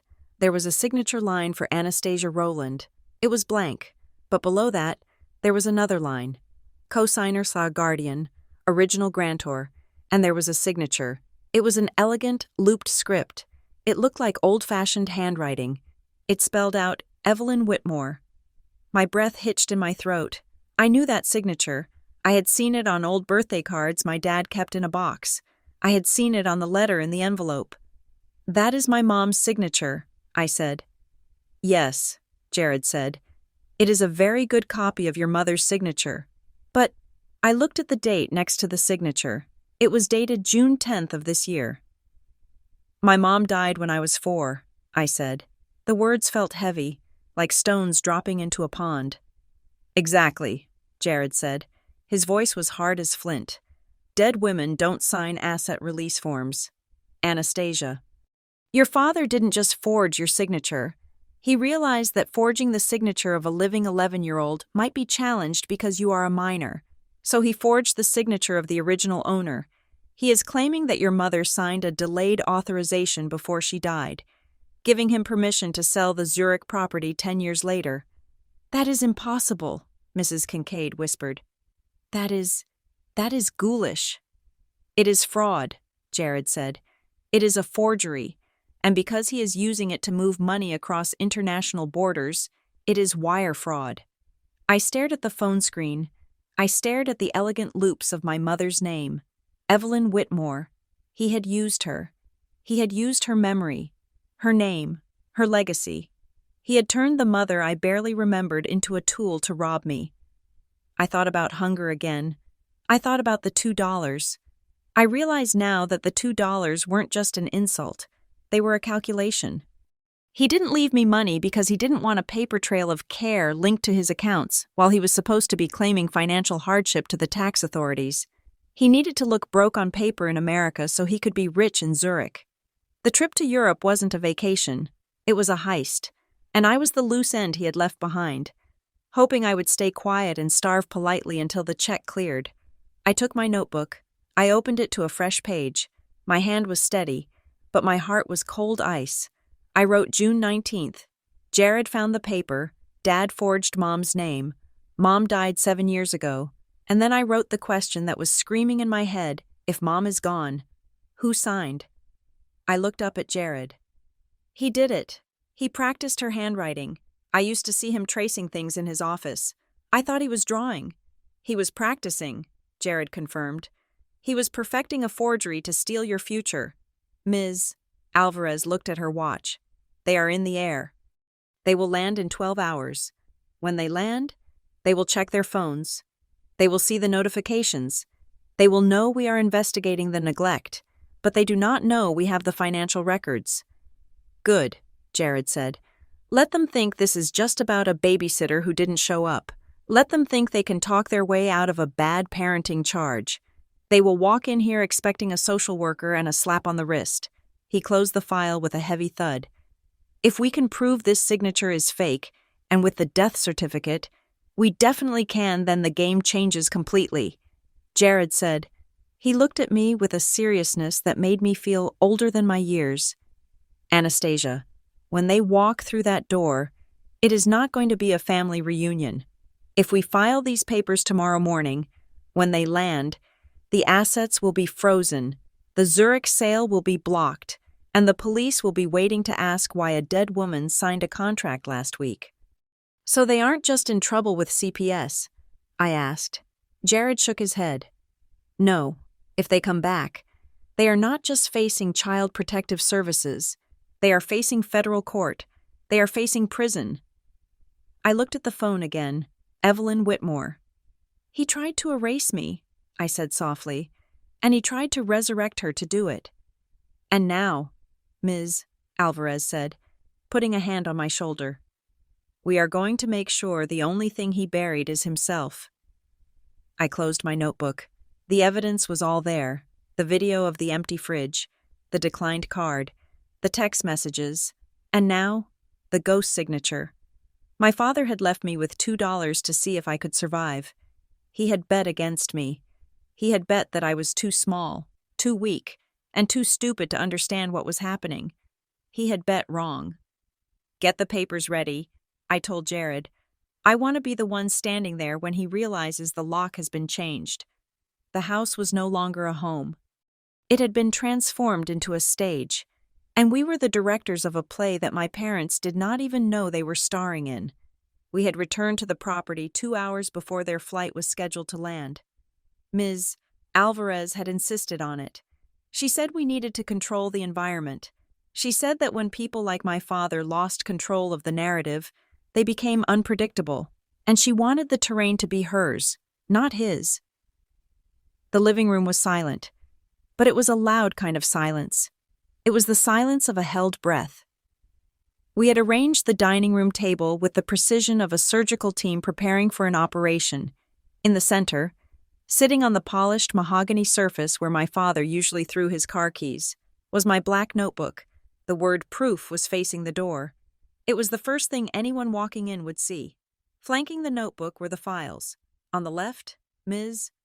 Alvarez's official Department of Child and Family Services report, stamped with a red seal that said, "Confidential pending investigation." On the right, the printouts, the screenshots of the text messages where Tanya asked for money and was ignored, the picture of the empty refrigerator, the bank statement showing the decline at the pharmacy, and the photo of the Whitmore estate envelope. It looked like an altar to their negligence. "Anastasia," Ms. Alvarez said. She was standing by the window, peering through the blinds at the empty street. She turned to face me. "I need to ask you this one last time. You do not have to be here for this. Mrs. Kincaid can take you to her house. Mr. Pierce and I can handle the initial confrontation. You do not have to see their reaction." I sat in one of the high-backed dining chairs. My feet barely touched the floor. I looked at the notebook. I thought about the days I had spent in this house alone, eating crackers and drinking tap water, waiting for a phone call that never came. I thought about the way my father had smiled when he handed me the $2, as if he were teaching me a lesson instead of robbing me. "No," I said. My voice was quiet, but it did not shake. "I want to stay."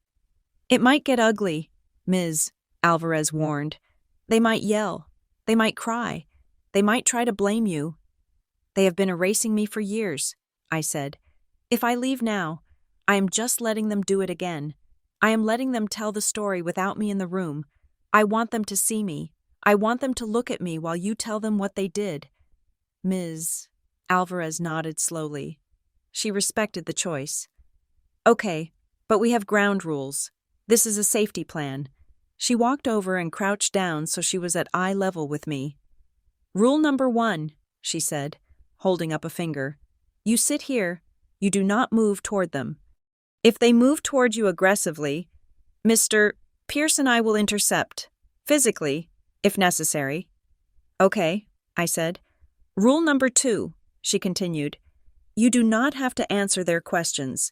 If your father asks you why you did this, you do not have to justify yourself. You look at me. I will answer for you. You are a witness today. Anastasia, not a daughter." "Not a daughter," I repeated. It felt strange to say it, but it also felt like a shield. "Rule number 3, she said. "If at any point you feel too scared, you give me the signal, you touch your ear, and Mrs. Kincaid will take you out the back door immediately. No questions asked." "I won't be scared," I lied. I was terrified. My heart was beating against my ribs like a trapped bird, but I was more angry than I was scared, and the anger was keeping me warm. In the corner of the room, Jared Holt was on his phone. He had been pacing back and forth for 20 minutes, speaking in low, rapid tones to a clerk at the courthouse. "Yes, Your Honor," Jared said, pausing to listen. "I understand it is an emergency ex parte motion. The basis is imminent dissipation of assets. The flight lands in 40 minutes. If the wire transfer to Zurich goes through, the trust is empty. We need the freeze order now." He listened again, running a hand through his messy hair. "Yes, the signature is contested. We have the death certificate of the grantor. The signature is dated 3 weeks ago. It is a prima facie forgery. Thank you, Your Honor." He hung up the phone and let out a long breath. He looked at us and gave a thumbs up. "We got it," Jared said. "The temporary restraining order on the assets is live. The bank has been notified. The Whitmore Trust is frozen. If he tries to move a single penny when he lands, the system will lock him out." "Does he know?" Mr. Pierce asked. Mr. Pierce was sitting at the end of the table, typing on his laptop. He was finishing the official school report. "Not yet," Jared said, checking his watch. "He is in the air, no internet. He thinks he is landing to sign a few papers and wire the money. He is going to walk into the bank tomorrow morning and hit a brick wall. Mr. Pierce closed his laptop. I have finalized the school district's report, he said. I cited educational neglect and failure to provide suitable guardianship. I also noted the cancellation of the lunch account. It establishes a pattern of financial withholding. This goes into his permanent record as a parent. If he ever tries to enroll you in another school, this file follows him. It was amazing to watch. These adults were building a fortress around me.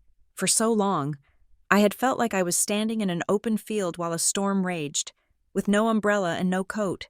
Now, suddenly, there were walls. There was a roof. Mrs. Kincaid walked over to me. She had been quiet, standing near the kitchen door, holding a glass of water. She placed it in front of me. Her hand was warm on my shoulder. "You are very brave, Anna," she said softly. "I don't feel brave," I said. "I feel sick." "That is what bravery feels like," she said. "Brave isn't not being scared. Brave is being sick to your stomach and staying in the chair anyway." She brushed a strand of hair out of my face. "Listen to me," Mrs. Kincaid said, her voice trembling slightly. "You are doing this because you have to. But I want you to know something. You do not need revenge. Revenge is for people who have nothing else. You have a whole life ahead of you. You are doing this so you can have a life where you do not have to ask permission to be taken care of. You are fighting for your freedom, not his punishment. Do not let his punishment become your whole world." I looked at her. Freedom. That was what Marissa had written on her Instagram caption. Finally free. But she had meant freedom from me. I wanted freedom from the fear of being left behind. "I just want them to stop," I whispered. "They will stop," Mrs. Kincaid said. "We are making sure of it." We waited. The waiting was the hardest part. The sun began to dip lower in the sky, casting long, orange shadows across the floor. The dust motes danced in the light, oblivious to the tension in the room. To distract myself, I pulled out my phone. I opened the folder I had named Evidence. I scrolled to the very first video, the one I had taken outside the pharmacy, 10 days ago. I pressed play. On the screen, a younger version of me appeared. My eyes were red-rimmed, but my chin was high. I was holding up the declined debit card. "June 16th, the video Anastasia said. 1:15 p.m. Attempted to buy bread and water. Card declined." I watched myself. I saw the way my voice didn't waver. I saw the way I stared into the lens. At the time, I thought I was just recording facts. But watching it now, I saw something else. I saw a girl who was putting on armor. I was pretending to be a reporter because being a daughter hurt too much. I had turned myself into a camera so I wouldn't have to feel the sting of the rejection. "I look so small," I said to the empty room. Ms. Alvarez looked over at the screen. "You were small. You were alone. You should not have had to be that strong." Jared checked his phone again. "The flight landed 20 minutes ago," he announced. "They are at baggage claim, assuming they grab their bags and get a cab. 45 minutes. Tops." The countdown had begun. 30 minutes passed. The room grew darker. Ms. Alvarez turned on a single lamp in the corner, casting a soft yellow glow over the table of evidence. It made the scene look even more like an interrogation room. 20 minutes. Mr. Pierce went to the kitchen to get more water. Jared was pacing again. 10 minutes. Then, we heard it. The sound of a heavy engine turning into the driveway. It wasn't a taxi. It was the distinct, low rumble of the luxury sedan service my father always used. He liked to be picked up in black cars with tinted windows. He liked to feel important. My heart slammed against my chest. Thump, thump, thump. It was so loud I was sure they could hear it across the room. I gripped the edge of the table until my knuckles turned white. "Here we go," Ms. Alvarez said. Her voice was steel. "Everyone in position, Mrs. Kincaid. By the back door, just in case. Mr. Pierce, you are with me. Jared, you have the paperwork." "Ready," Jared said. Standing by the mantelpiece, holding the folder with the court order, we heard the car doors slam. Thud, thud. We heard the trunk pop open. the sound of suitcases being dragged onto the pavement, the wheels rolling over the concrete path. Then, voices. I am telling you, the service was terrible. Marissa's voice floated through the front door. She sounded tired and irritable. And I don't understand why Tanya isn't answering. If the house is a mess, I am firing her. Relax. My father's voice. Smooth, confidence, arrogant. We are home. I will deal with Tanya. I will deal with the kid. Just let me get inside and pour a drink. I heard the key slide into the lock. I stopped breathing. The tumblers clicked. The handle turned. The door swung open. Calvin Rowland stepped in first. He was wearing a linen suit that was wrinkled from the flight. He had a tan that made his teeth look very white. He was carrying a duty-free bag in one hand and his briefcase in the other. Marissa was right behind him, struggling with a Louis Vuitton tote bag, looking at her phone. Home sweet home, Calvin announced, stepping onto the foyer rug. He looked up, a smile plastered on his face, expecting to see a dark, empty house, or maybe a sleeping child he could ignore until morning. Anna, he called out, not looking at the dining room yet. We're back. Hope you didn't burn the... He stopped. He had walked far enough into the hallway to see into the dining room. He saw the light. He saw the people. He saw Ms. Alvarez, standing with her arms crossed, her badge gleaming on her belt. He saw Mr. Pierce, the guidance counselor he had hung up on, sitting with a laptop. He saw Jared Holt, a stranger with a file, looking at him like a predator looks at prey. And he saw me, sitting at the head of the table, with the notebook. Calvin's smile didn't just fade. It shattered. It fell off his face like a mask that had lost its glue. He froze, one foot still moving forward, his body rigid. Marissa bumped into his back. Calvin, move. Why are you stop? She looked up. She gasped. The tote bag slipped from her shoulder and hit the floor with a heavy thump. For 3 seconds, nobody said a word. The silence was absolute. It was the silence of a trap snapping shut. Calvin looked at the police badge. He looked at the legal files. He looked at the empty fruit bowl where he had left the $2. Then, his eyes locked on mine. There was no love in them. There was no concern. There was only the sudden, terrifying realization that he had underestimated the one person he thought he owned. What is this? Calvin whispered. His voice was hoarse. Who are you people? Ms. Alvarez took one step forward. We are the people who read the notebook. Mr. Rowland, she said. And just like that, the vacation was over. The silence that followed Ms. Alvarez's declaration was not empty. It was heavy, suffocating, and sharp. It felt like the air in the room had been replaced by glass, and any sudden movement would cut us all. Calvin stood frozen in the hallway, his hand still gripping the handle of his suitcase. The duty-free bag, bright yellow and cheerful, dangled from his wrist like a punchline to a joke nobody was laughing at. Marissa recovered first, but not with grace. She recovered with the defensive fury of a woman who believes her property rights supersede her moral obligations. She stepped around Calvin, her heels clicking aggressively on the hardwood floor. She didn't look at me. She didn't look at the empty fruit bowl. She looked straight at Ms. Alvarez. Who are you? Marissa demanded, her voice rising to a pitch that threatened to shatter the windows. And what are you doing in my house? This is private property. You cannot just break in and hold a séance in my dining room. We did not break in, Mrs. Rowland, Ms.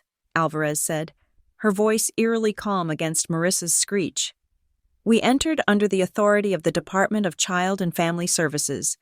Following a credible report of child abandonment, I am caseworker Alvarez.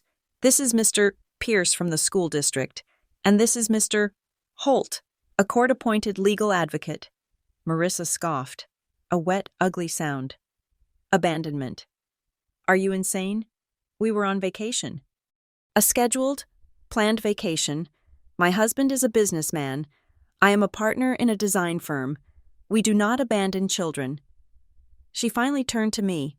Her eyes were cold, scanning my face not for signs of hunger, but for signs of guilt. Anastasia, she snapped. Tell them. Tell them you were fine. Tell them Tanya was here. My God, why are you sitting there like a mute? You have embarrassed us in front of the neighbors." There it was, embarrassed, not worried. Calvin finally moved. He set his suitcase down and walked into the dining room.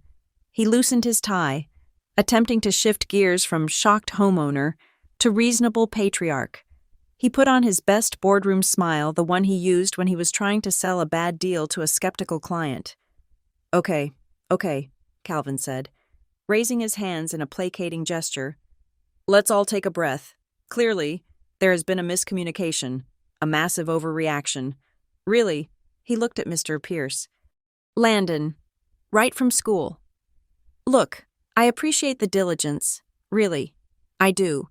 It takes a village and all that. But calling CPS, calling a lawyer, he chuckled, a dry, rattling sound. Anna is 11. She is incredibly mature for her age. We are teaching her independence, self-reliance. It is an American value, isn't it? He turned his gaze to me, his eyes pleading for me to play along. Anna, honey, tell them. You were fine, right? You had the emergency card. You had Tanya's number. This is all just a bit of a drama, isn't it? Don't be dramatic. He was playing the card. He was betting everything on the fact that I had been trained to be silent. I looked at him. I looked at the tan on his face, the expensive watch on his wrist, the smell of airport lounge whiskey clinging to his clothes. I did not speak. Instead, I placed my hands on the black notebook sitting in the center of the table. I pushed it forward. It slid across the polished wood with a hiss. Stopping right in front of where he stood, the word proof stared up at him in bold, black marker. I am mature, Dad, I said. My voice was steady, surprising even me. I am mature enough to know that when you leave a child for a month, you are supposed to leave food, and I am mature enough to keep records. Calvin stared at the notebook. He didn't touch it. He looked at it like it was a bomb. Records, he asked, his smile faltering. Open it, Ms. Alvarez challenged. Go ahead. Mr. Rowland, read the entry from June 16th, or the one from June 18th. Calvin didn't move. Ms. Alvarez reached into her file and pulled out a stack of paper. If you do not want to read her handwriting, read mine. This is the log of attempted communications. She slapped the papers onto the table next to the notebook. 30 days, Ms. Alvarez recited, her voice hardening. 0 incoming calls to the home landline until today. 0 responses to the caregiver's text messages regarding money. 0 responses to the school's inquiry about the lunch account. She pointed a finger at him. You blocked the babysitter. Mr. Rowland, you blocked the only adult responsible for your child while you were 4,000 miles away. I did not block her. Calvin lied immediately. I had connectivity issues. The reception in the Amalfi Coast is spotty. You posted a photo on Instagram from a high-speed Wi-Fi zone in a hotel lobby 10 minutes after Tanya texted you, I said. Calvin's head snapped toward me. The mask slipped further. You were stalking my Instagram. I was looking for proof that you were alive, I said, because you certainly weren't acting like a dad. Marissa stepped in, her face red. This is ridiculous. We left a debit card, a prepaid debit card for emergencies. You are acting like we left her in the woods with a stick. She had resources. The card had no PIN, I said. What? Marissa blinked. The card, I repeated, looking her dead in the eye. You didn't write down the PIN. I tried to buy bread. I tried to buy water. It was declined. I have the video. I picked up my phone. I didn't ask for permission. I pressed play on the video I had queued up. I turned the screen toward them. The sound of the pharmacy scanner filled the room. Beep, beep. Invalid PIN. The cashier's voice on the recording said, then my face on the screen, pale and scared. Attempted to buy bread and water. The card declined. Current cash on hand, $2. I let the video play to the end. I let them see the fear in my eyes. I let them hear the humiliation. When it finished, I set the phone down. I wasn't dramatic. I told them, I was hungry. Marissa stared at the phone. For a second, I thought she might apologize. I thought the mothering instinct might finally kick in. But then she looked up at Mr. Pierce and Miss Alvarez, and her eyes narrowed. You filmed this, she hissed at me. You filmed yourself being rejected at a store. Why? To humiliate us. Do you know what people will think if this gets out? My clients follow me on social media. If they think we are negligent. Reputation? Ms. Alvarez cut in, shaking her head in disgust. You are worried about your reputation. Mrs. Rowland, your daughter went 3 days eating crackers because she was afraid to turn on the stove and burn the house down. And you are worried about your clients. It was a mistake, Calvin shouted, slamming his hand on the table. The sudden violence of it made Mrs. Kincaid jump in the corner. I forgot the PIN. Okay, I am human. I forgot one stupid 4-digit number. That is not a crime. That is a lapse in memory. Is forgetting to sign the guardianship papers also a lapse in memory? Jared Holt spoke up for the first time. Calvin turned to look at Jared. He seemed to really see him now, the files, the posture, the way Jared wasn't intimidated by Calvin's suit or his shouting. Who are you again? Calvin asked, his voice dropping. Jared Holt, Jared said pleasantly. I am a lawyer specializing in financial exploitation of minors, and I am curious. Mr. Rowland, you forgot the PIN. You forgot the guardianship forms. Did you also forget that the Whitmore Trust requires a cosigner for international liquidation? The color drained from Calvin's face so fast it looked like a magic trick. He went from flushed red to sheet white in 1 second. Trust, Calvin stammered. I don't know what you are talking about. This is about a babysitter. No, Jared said, opening the thick file in front of him. This started about a babysitter, but then we found the envelope, the one in your bottom drawer, the one marked, Do Not Open. Jared pulled out the photo of the forged document. He slid it across the table, right next to my notebook. We know about Zurich. Calvin, Jared said softly. We know about the commercial building. We know about the pending sale.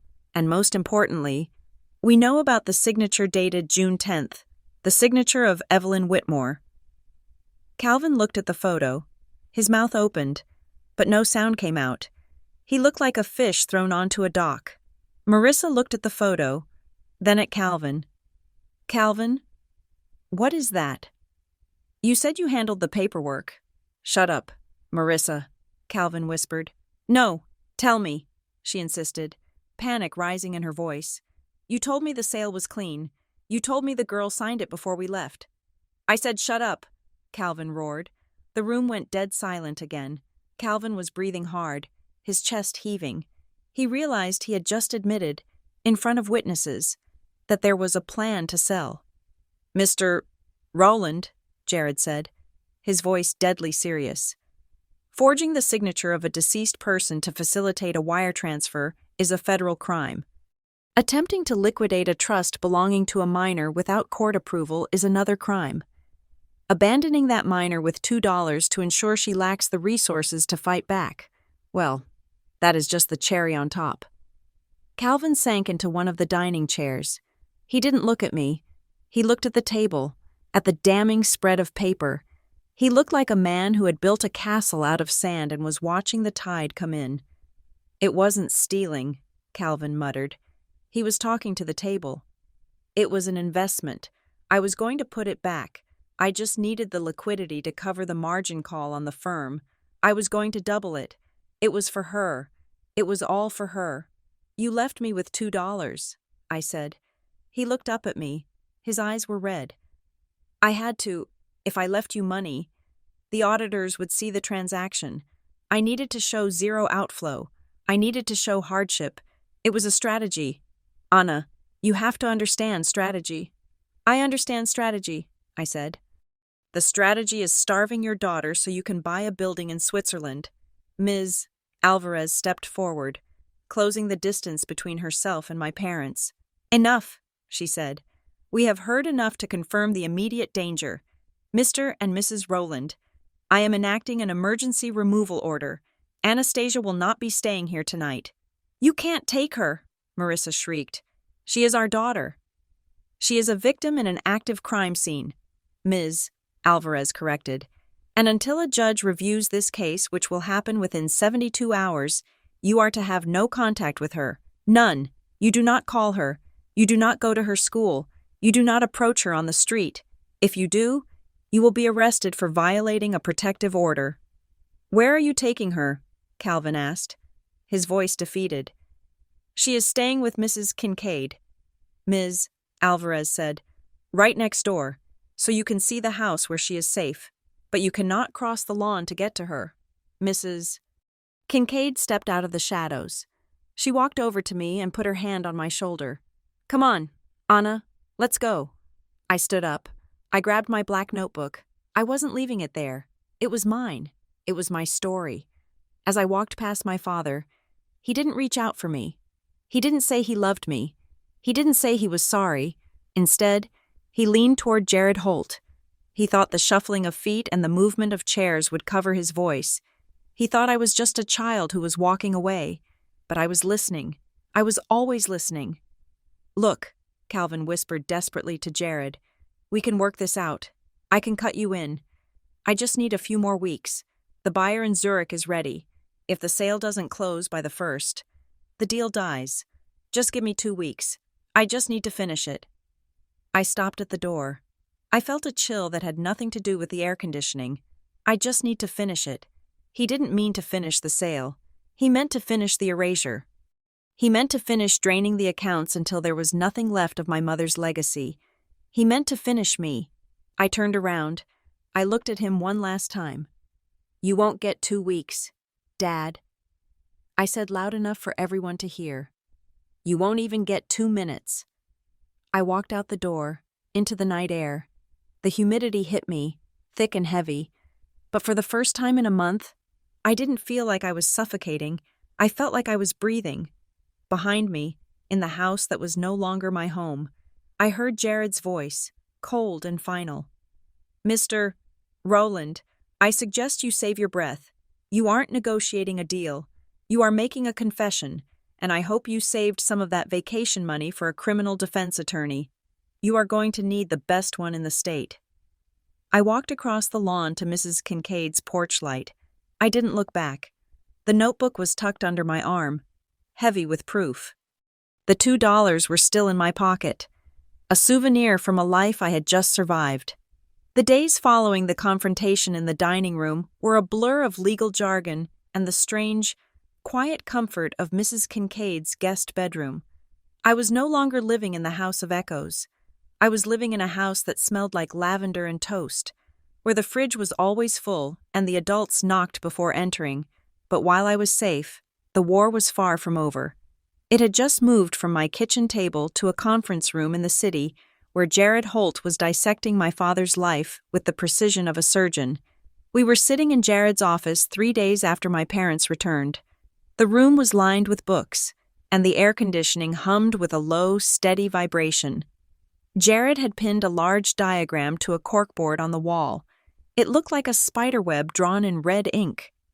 It is worse than we thought, Jared said, uncapping a marker. But it is also simpler.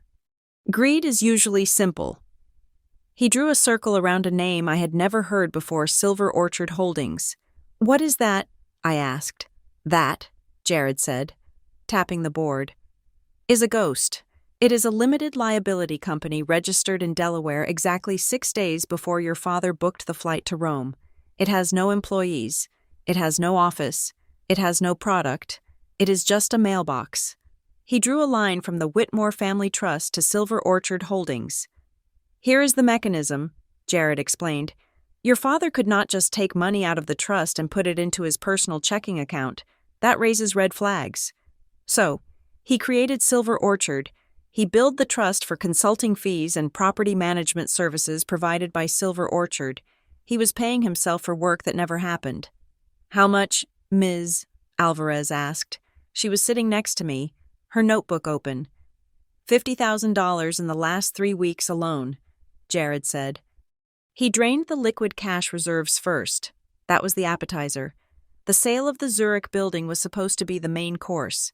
if that sale had gone through. The money would have wired directly to Silver Orchard, and from there, it would have vanished into offshore accounts before anyone noticed the building was gone. I looked at the red lines. It wasn't just numbers. It was my mother's legacy being funneled into a fake company so my father could pretend he was a success. "We have a witness," Jared added. "Tanya Greer came in this morning." I tensed up. "Is she in trouble?" "She is cooperating," Jared said. "She realized that being charged with child neglect was bad, but being an accessory to wire fraud was much worse. She gave us a sworn deposition." He slid a document across the table. "She confirmed that Calvin specifically instructed her to keep you away from the office because he was terrified you would find the notary stamp he had hidden in the safe. And she confirmed something else. She said she overheard a phone call where Calvin was screaming at a notary public." "Why?" I asked. "Because he was trying to get the notary to backdate a signature," Jared said, shaking his head in disbelief. "He wanted the notary to certify that your mother, Evelyn, had signed a document in person. The notary refused because, obviously, your mother has passed away. So Calvin tried to argue that he had power of attorney to sign on her behalf post-mortem. That is not how law works," Ms. Alvarez said dryly. "No, it is not," Jared agreed. "But it shows his desperation. He was trying to resurrect a dead woman to authorize his theft, and when the notary refused, he decided to just forge it himself." Just then, Jared's receptionist buzzed in. "Mr. Holt, Mrs. Rowland is online too. She says she has her own counsel and wants to speak." Jared put the call on speaker. "This is Jared Holt. Mr. Holt?" a slick voice answered. "This is Attorney Davis representing Marissa Rowland. My client wishes to clarify her position. She is filing for a separation from Calvin Rowland. She maintains that she had absolutely no knowledge of the financial improprieties regarding the Whitmore Trust. She was merely a passenger on the trip." I heard Marissa's voice in the background, shrill and panicked. "Tell them I didn't know. Tell them I thought it was his bonus money." Jared didn't blink. He picked up a piece of paper from his stack. "Mr. Davis," Jared said calmly, "I am looking at a credit card statement for a Marissa R. from a boutique in Milan dated 5 days ago. The purchase was for $3,000. The card used is a corporate card issued to Silver Orchard Holdings." There was silence on the other end. "If your client didn't know about the shell company," Jared continued, his voice sharp as a razor, "then why is she carrying a credit card issued in its name? And why did she use stolen trust fund money to buy a handbag while her stepdaughter was starving in America?" The line went dead. They hung up. "She knew," I said quietly. "She always checked the price tags on everything. She knew." "She is going down with him," Jared confirmed. "She spent the money. That makes her a beneficiary of the fraud." We left the office and drove back to Mrs. Kincaid's house. I had to go to school the next day. I didn't want to go. I wanted to hide under the covers until I was 18, but Mr. Pierce had called and said that hiding would make it look like I was ashamed, and I had nothing to be ashamed of. When I walked into the school hallway the next morning, the air felt different. Kids were whispering. Someone had seen the police cars at my house. Someone had heard the rumors. I kept my head down, walking toward my locker. "Hey, Anna?" a voice sneered. It was Kyle, a boy who lived 2 streets over. "I heard your dad got arrested. Did you rat him out?" I froze. My hands gripped the straps of my backpack. "I heard you made it all up," Kyle continued, stepping closer. "My mom saw your dad's post on Facebook. He said you are having a mental breakdown and making up stories." My stomach dropped. Facebook. Mr. Pierce appeared out of nowhere. He didn't look like a friendly guidance counselor today. He looked like a bouncer. "Kyle," Mr. Pierce said, his voice booming down the hallway. "Class, now. And if I hear one more word about Anastasia's family, you will be spending your summer in detention." Kyle scrambled away. Mr. Pierce walked me to his office. "I am sorry.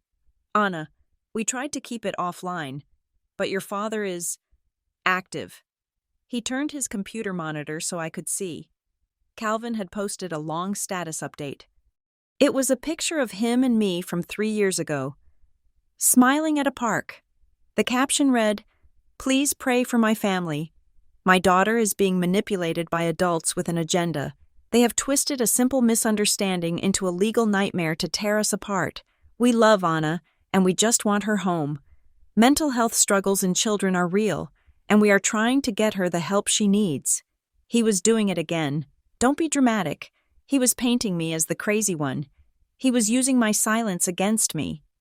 "He is lying," I said. My fists were clenched so hard my fingernails dug into my palms. "He is telling everyone I am crazy so they won't believe the bank records." "It is a tactic, Mr. Pierce said gently. "It is called DARVO, deny, attack, and reverse victim and offender. He is playing the victim."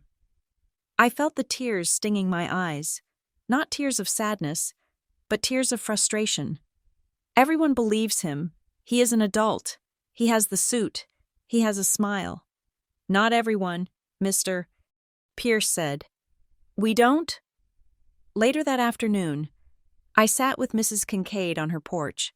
I was watching the cars drive by, wondering if any of them contained people who had read my dad's post. "Mrs. Kincaid," I asked, "did I break my family?" Mrs. Kincaid set down her iced tea. She looked at me with a fierce intensity.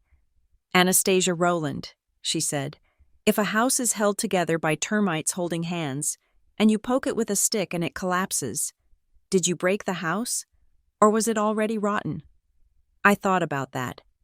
"I feel like I betrayed them," I admitted, "even though I know I didn't." "You didn't betray them," she said. "You survived them, and that makes them angry because your survival proves their failure."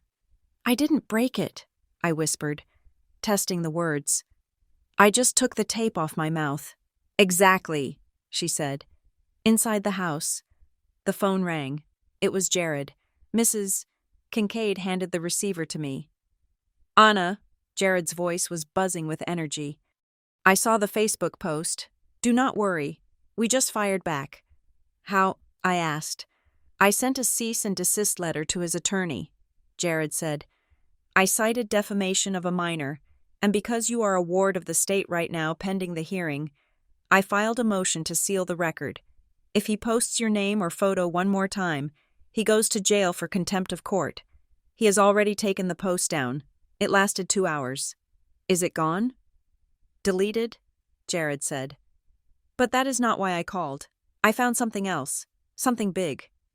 "What?" "I am looking at the digital logs from the bank that holds the trust." Jared said, "There was a transfer authorization made 4 months ago, a small test transfer, $100, just to see if it would work." "Okay," I said. "It required 2 approvals," Jared explained. "One from the trustee, your dad, and one from the beneficiary." "Me?" I said. "Yes, you," Jared said. "The bank records show that the approval was made using a digital key, a secure login. The username was A. Rowland Official. The IP address matches your home Wi-Fi." "I never had a login," I said. "I don't even know the password to the bank account." "I know," Jared said. "But here's the timestamp. The approval was clicked at 2 a.m. on a Tuesday." "I am asleep at 2 a.m, I said. "And here's the kicker," Jared said, his voice dropping low. "The device ID that was used to log in as Anastasia Rowland wasn't a computer, it was a tablet, specifically, an MacBook Pro." I frowned. "I don't have an iPad. I have a cheap laptop for school." "I know," Jared said. "But Marissa has a MacBook Pro. I saw it in the police photos of the house. It was on her nightstand." My breath caught. "They didn't just forge your mom's signature on paper," Jared said. "They created a digital identity for you. They made an email account in your name, a bank login in your name, and they have been logging in as you to approve their own theft. They weren't just stealing from you, Anna. They were impersonating you."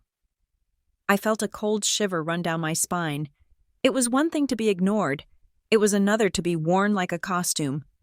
"So," I said, my voice trembling, When the bank thought I was saying yes to the money, it was actually Marissa sitting in bed. Yes, Jared said. And we can prove it. The device ID is unique. It is like a fingerprint. We have them. Anna, we have them on identity theft. This isn't just about trust anymore. This is about them stealing your very name. What does that mean for the court?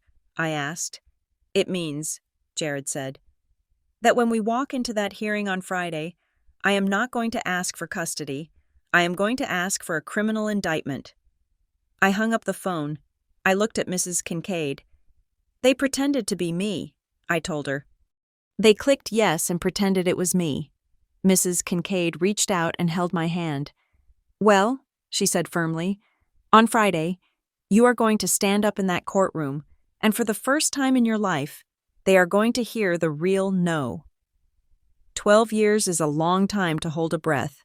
People often assume that children who go through what I went through grow up to be messy.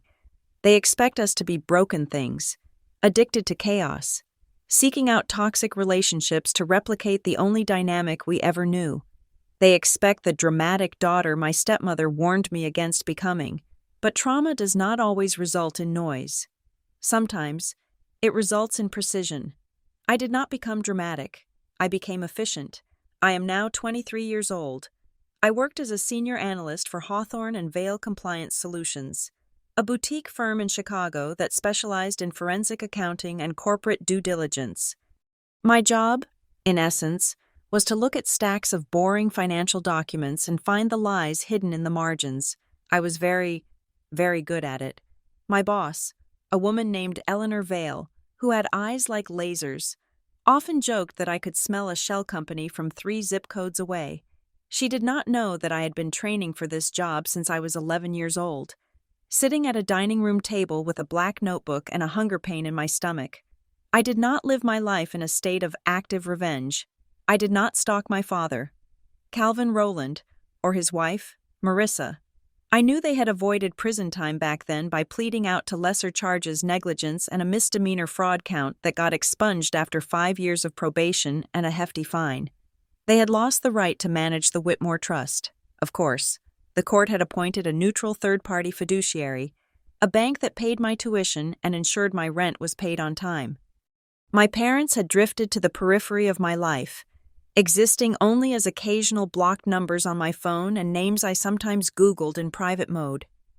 Until a Tuesday morning in late October, I was reviewing a portfolio for a new client, a mid-sized investment firm looking to merge with a European partner. It was standard Know Your Customer protocol. I was scrolling through the list of subsidiaries and holding companies attached to the European partner's assets, and then I stopped. The cursor blinked on my screen. My heart did not race. My palms did not sweat. A cold, familiar calm settled over me. The same feeling I had when I filmed The Empty Refrigerator. Line 42 of the Asset Disclosure Silver Orchard Holdings, LLC. I stared at the name. Silver Orchard, the same shell company my father had created 12 years ago to siphon money from my mother's trust. The company that had paid for Marissa's $3,000 handbag while I ate crackers. I clicked on the entity details. It had been dissolved 10 years ago, right after the investigation, but here it was again, reinstated 6 months ago.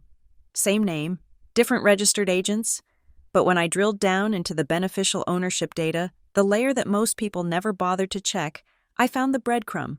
The registered address for the company's administrative contact was a P.O. box in a strip mall in New Jersey. I ran the address through our internal database. It matched the billing address for a consulting firm called CSRR, Strategic Partners, Calvin Rowland. He was back, and he was not just back in business. He was trying to wash money through the very client I was auditing.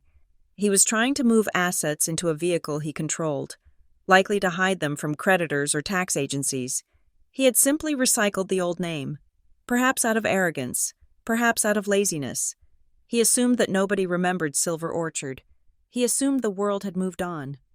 He did not know that his daughter was the auditor. I did not scream. I did not call Jared Holt, although we had stayed in touch over the years. I simply opened a new digital file on my secure work server. I named it Case 9021, flag. I began to pull the threads. I downloaded the incorporation papers. I cross-referenced the tax IDs. I mapped the flow of funds. I built a dossier, page by perfect page. I was not a child hiding a notebook under a mattress anymore. I was a compliance officer with the Federal Reporting Authority. 2 days later, the email arrived. It came to my work address, which meant he had been watching me. He knew where I worked. He knew my title. Subject, a request for peace.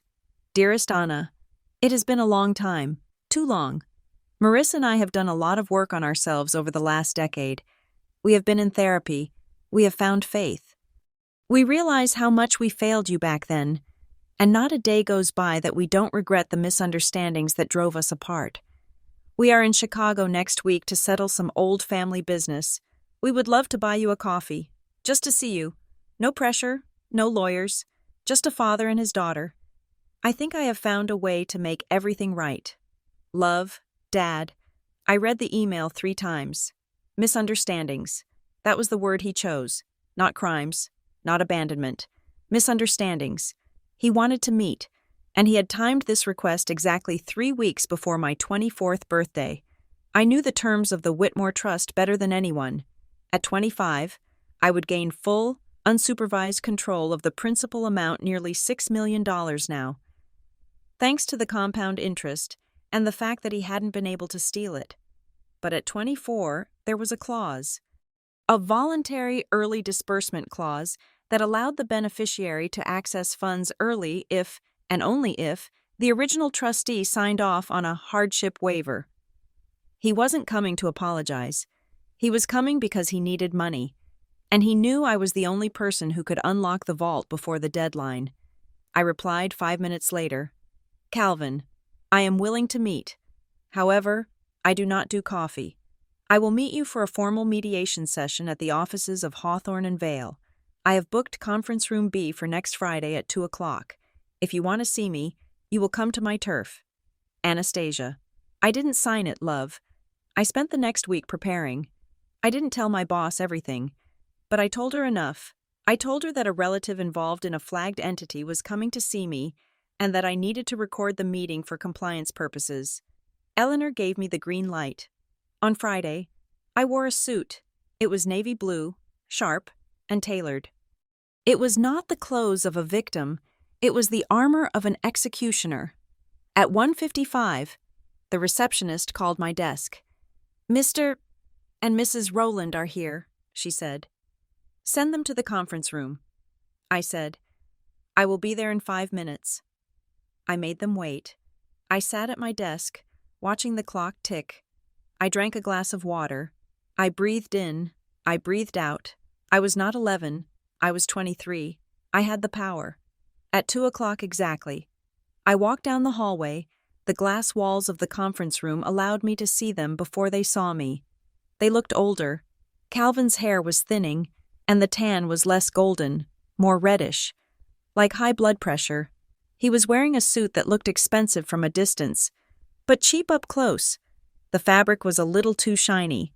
Marissa was sitting next to him. She had abandoned the flashy jewelry. She was wearing a beige cardigan and minimal makeup. She looked demure. She looked like a suburban mother who baked cookies. It was a costume. I knew it was a costume because I knew she hated beige. I opened the door and walked in. Hello, I said. Calvin stood up immediately. He rushed toward me with his arms open, aiming for a hug. Anna, he exclaimed, his voice thick with emotion. My God, look at you. You look incredible. A businesswoman. I stepped back. I did not flinch. I just stopped moving, creating a wall of air between us. Please sit down, I said. Calvin froze. His arms still half open. He looked at my face, searching for the little girl who used to seek his approval. He didn't find her. He dropped his arms and retreated to his chair. Right, he said, clearing his throat. Right, businesswoman. I respect that. Marissa smiled at me. It was a soft, sad smile. We just missed you. Anna, we missed you so much. We know we made mistakes. We were selfish. We were young. You were 42. I said. Marissa's smile twitched, but she held it. We were immature. We have changed. We live in Florida now, a small condo, very quiet. We just want to be a family again. I sat at the head of the table. I placed a single folder in front of me. I didn't open it. You said you found a way to make everything right, I said, looking at Calvin. What did you mean? Calvin leaned forward. The shift in his demeanor was subtle, but I saw it. The grieving father mask slipped just a fraction, revealing the salesman underneath. Well, he said, that is the thing. I have been thinking about your future. I know the trust doesn't fully release to you until you are 25. That is 2 years away. 2 years is a long time for a young woman in the city. You might want to buy a condo. You might want to travel. You shouldn't have to wait. I am fine waiting, though, I said. But why should you? Calvin pressed. It is your money. Your mother wanted you to have it. I have been looking into the legalities. Since I was the original trustee before the unpleasantness, I still retain the right to sign a guardian waiver that bypasses the age restriction. I can unlock the full amount for you today, right now. You want to give me the money early, I repeated flatly. I want to empower you, Calvin said. I want to do one good thing to make up for the past. I sign the waiver. The bank releases the funds to a holding account of your choice, and you are free, truly free. And what is the catch? I asked. No catch, Marissa chimed in. We just want you to be happy. Calvin reached into his briefcase. He pulled out a thick stack of documents. They were stapled together with a blue cover sheet. I took the liberty of drawing up the paperwork, he said, sliding it toward me. It is standard. It just revokes the bank's oversight and transfers the assets to a private management fund where you have full access. I even set up the fund structure for you so you don't have to deal with the administrative headache. I looked at the document. I didn't need to read the fine print to know what it said. I opened the cover. I scanned the first page. Transfer of assets authorization. Receiving entity Silver. Orchard Management Group. I almost laughed. It was so audacious. He wasn't just using the same shell company name for his laundering. He was using it to rob me again. He thought that because 12 years had passed, I wouldn't remember the name on the credit card statement Jared Holt had found. Or maybe he thought Silver Orchard sounded generic enough to pass as a legitimate wealth management firm. He wanted me to sign the money out of the bank's protection and straight into a company he controlled. Silver Orchard, I said, reading the name aloud. Calvin didn't blink. Yes, a highly rated boutique firm, low fees, better returns than the bank. And who owns Silver Orchard? I asked. It is a diversified board, Calvin said quickly. I know a few of the directors, good men. They will take care of you. I looked up at him. I saw the sweat beading on his upper lip. He was desperate. He was in debt probably to the people he was laundering money for, and I was his piggy bank. He didn't want a reunion. He wanted a signature. You know, I said, closing the document. This reminds me of something. What? Calvin asked, hopeful. It reminds me of an envelope I found on your desk when I was 11, I said. The one that had my mother's forged signature on it. Marissa stiffened. Anna, please, why bring up the past? Because the past is sitting in front of me, I said. This isn't a transfer to a wealth management firm. Dad, this is a transfer to a shell company registered to a P.O. box in New Jersey, a shell company that you reinstated 6 months ago. Calvin's face went rigid. I don't know what you are talking about. That is a coincidence. Is it? I opened my folder.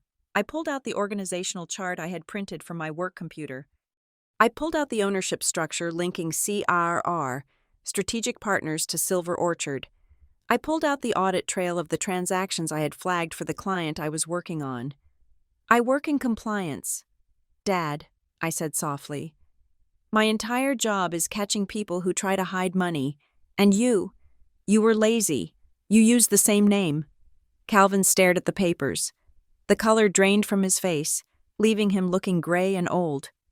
You are auditing Redstone Ventures, he whispered. I am, I said, and I found your consulting fees. $50,000 a month for services not rendered. That is money laundering. Calvin, that is a federal crime. Again, Marissa grabbed his arm. Calvin, let's go. She is crazy. She is trying to trap us. I am not trying to trap you, I said. I have already trapped you. The suspicious activity report was filed yesterday. The FBI already has the file. Calvin stood up. His chair scraped loudly against the floor. The nice dad mask was gone completely now. In its place was the face I remembered from the night he returned from Europe, the face of a man who realized he had lost control. You ungrateful little, he started, his voice shaking with rage. I came here to help you. I came here to give you your money. You came here to steal it, I said. Just like you did with the $2. You thought I was stupid then, and you think I am stupid now. You thought you could walk in here, play on my daddy issues, and get me to sign over $6 million to a ghost company. I stood up too.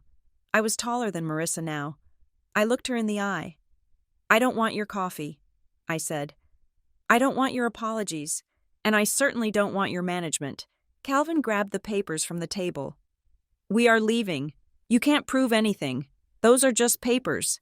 They are not just papers, I said. They are proof, and this room is recorded. I pointed to the small camera in the corner of the ceiling. Say hello to the compliance team, I said. Calvin looked at the camera.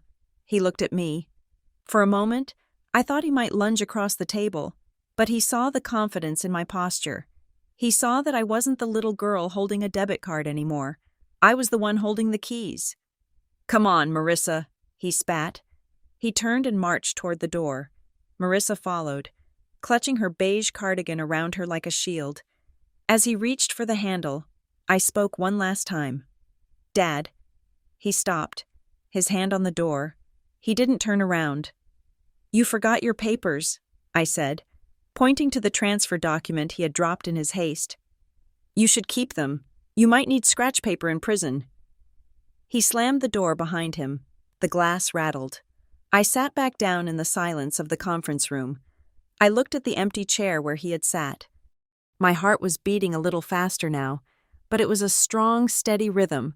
I picked up my phone and dialed a number. Eleanor, I said when my boss answered. The meeting is over. You can send the full file to the authorities now. He tried to get me to sign. I walked over to the window and looked down at the street. I watched two small figures exit the building and hurry toward a waiting cab. They looked small from up here. They looked insignificant. I touched the glass. Goodbye, I whispered. I had spent 12 years wondering if I would ever be free of them. I realized now that freedom wasn't about them disappearing.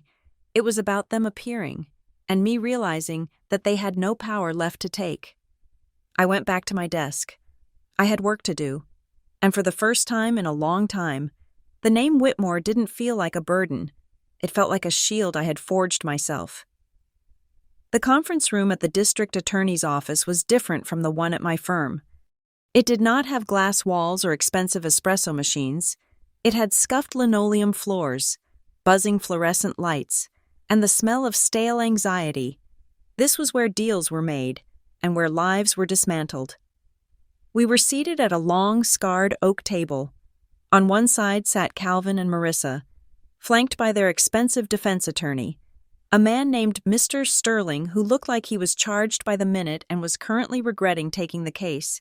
On the other side sat me, Jared Holt, and a representative from the state prosecutor's office. Calvin looked terrible. The arrogance from my office the previous week had evaporated, replaced by a twitchy, sweat-slicked desperation. He knew the walls were closing in, but he still believed he had one card left to play. He still believed he was the father, and I was the child who could be scolded into submission. He slid a single sheet of paper across the table. It stopped right in front of my hands. Just sign it, Anna, Calvin said. His voice was low, coated in a layer of fake warmth that made my skin crawl. It is a non-prosecution affidavit. You tell them it was a misunderstanding. You tell them you authorized the transfers retroactively. You sign this, and the investigation stops. You will be safe. You will be wealthy. And I will be safe. He leaned in, his eyes locking onto mine. "We will all be safe," he added. It was a soft threat, the kind he used to make when he told me to smile for family photos or else. I looked at the paper. It was a lie. It was a confession of complicity masquerading as a peace treaty. If I signed it, I would be admitting that I had been part of his scheme all along. I would be trading his freedom for my own integrity. I didn't pick up the pen. I looked at him, and for the first time, I didn't see a monster. I saw a small, pathetic man who was drowning and trying to use me as a life raft. "Dad," I said, my voice cutting through the hum of the air conditioner, "are you sure this signature will save you?" Calvin blinked. "Of course it will. You are the victim. If the victim says there is no crime, there is no case." "That is where you are wrong," Jared Holt said. Jared opened his briefcase. The sound of the latches clicking open was loud in the quiet room. He pulled out a stack of documents that was 3 inches thick. He dropped it onto the table with a heavy thud that made Marissa jump. "This is not a civil dispute between family members anymore, Mr. Rowland," Jared said. "This is a federal indictment." Mr. Sterling, Calvin's lawyer, reached for the stack. "We haven't seen these," he snapped. "What is this?" "That," Jared said, pointing to the top document, "is a subpoena for the complete transaction history of Silver Orchard Holdings, and the document underneath it is a subpoena for the Whitmore Trust records." Calvin scoffed, trying to regain his composure. "You can't subpoena Silver Orchard. It is a private entity." "It is shielded." "It was shielded," I corrected him. "Until yesterday." I opened my own folder. I pulled out a document with the logo of Hawthorne and Vale Compliance Solutions at the top. It was stamped with a red code, SAR file 9021. "Do you know what a suspicious activity report is?" "Dad?" I asked. Calvin stared at the paper. You filed a report." "My firm did," I said. "When you tried to move $50,000 through the client I was auditing, our system flagged it. But because of the link to Silver Orchard, a company already associated with a prior investigation involving a minor, the flag went straight to the Financial Crimes Enforcement Network. The bank didn't just reject the transfer, Dad. They froze the assets." "Twist number 1, Jared muttered, looking at Mr. Sterling. "The money is gone. Even if she wanted to give it to him, she couldn't. The government has it now." Marissa let out a strangled sob. "Frozen all of it." "Every penny," I said. "Including the checking account you used to buy your handbags." Calvin's face turned a violent shade of red. "You little traitor. You set me up. You invited us to your office just to—" "I invited you to my office to confirm the target," I said calmly. "I needed to verify that you were the beneficial owner of Silver Orchard. You confirmed it when you tried to get me to sign the transfer document. You handed me the evidence." "This is entrapment," Calvin shouted. "It is compliance," I said. "We are not done," Jared interrupted. He pulled a laptop out of his bag and set it up on the table. "Mr. Rowland, you have been claiming for years that your guardianship was just a loose arrangement. You claimed you never explicitly told anyone to neglect Anastasia. You blamed the babysitter. You blamed the system."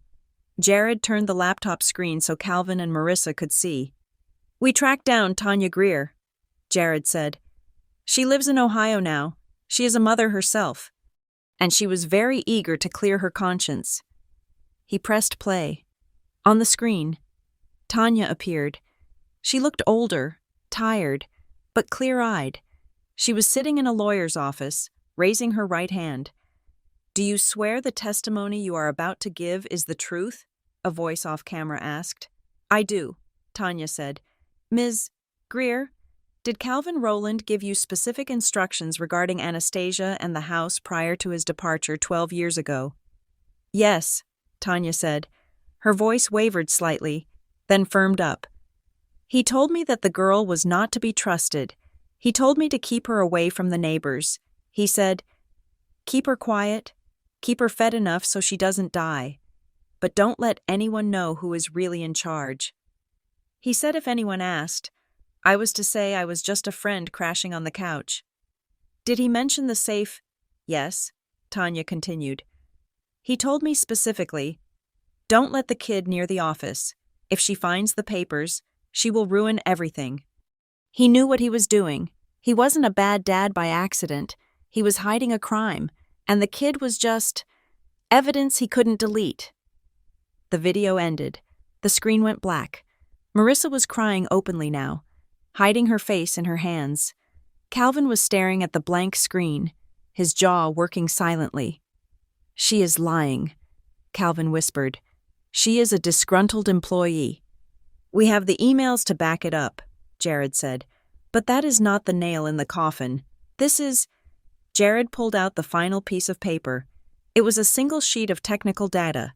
It looked like a mess of numbers and codes to the untrained eye. "For years," Jared said, "you claimed that the electronic transfers from the trust were authorized by Anastasia. You claimed she logged in and approved them. You even created a user profile for her A. Rowland official." "She did," Calvin insisted, grasping at straws. "She was a tech-savvy kid. She knew the passwords. We ran a forensic analysis on the IP logs from the bank," Jared said. "We compared the login times for the Anastasia account against the login times for your personal email account." Jared pointed to 2 highlighted columns on the sheet. "Here is the login for Anastasia approving a $10,000 transfer. The timestamp is June 20th, 2013, at 4:15 in the afternoon." He moved his finger to the next column. "And here's the login for Calvin Rowland checking his stock portfolio. The timestamp is June 20th, 2013, at 4:16 in the afternoon." He looked up at Calvin. "Same IP address," Jared said.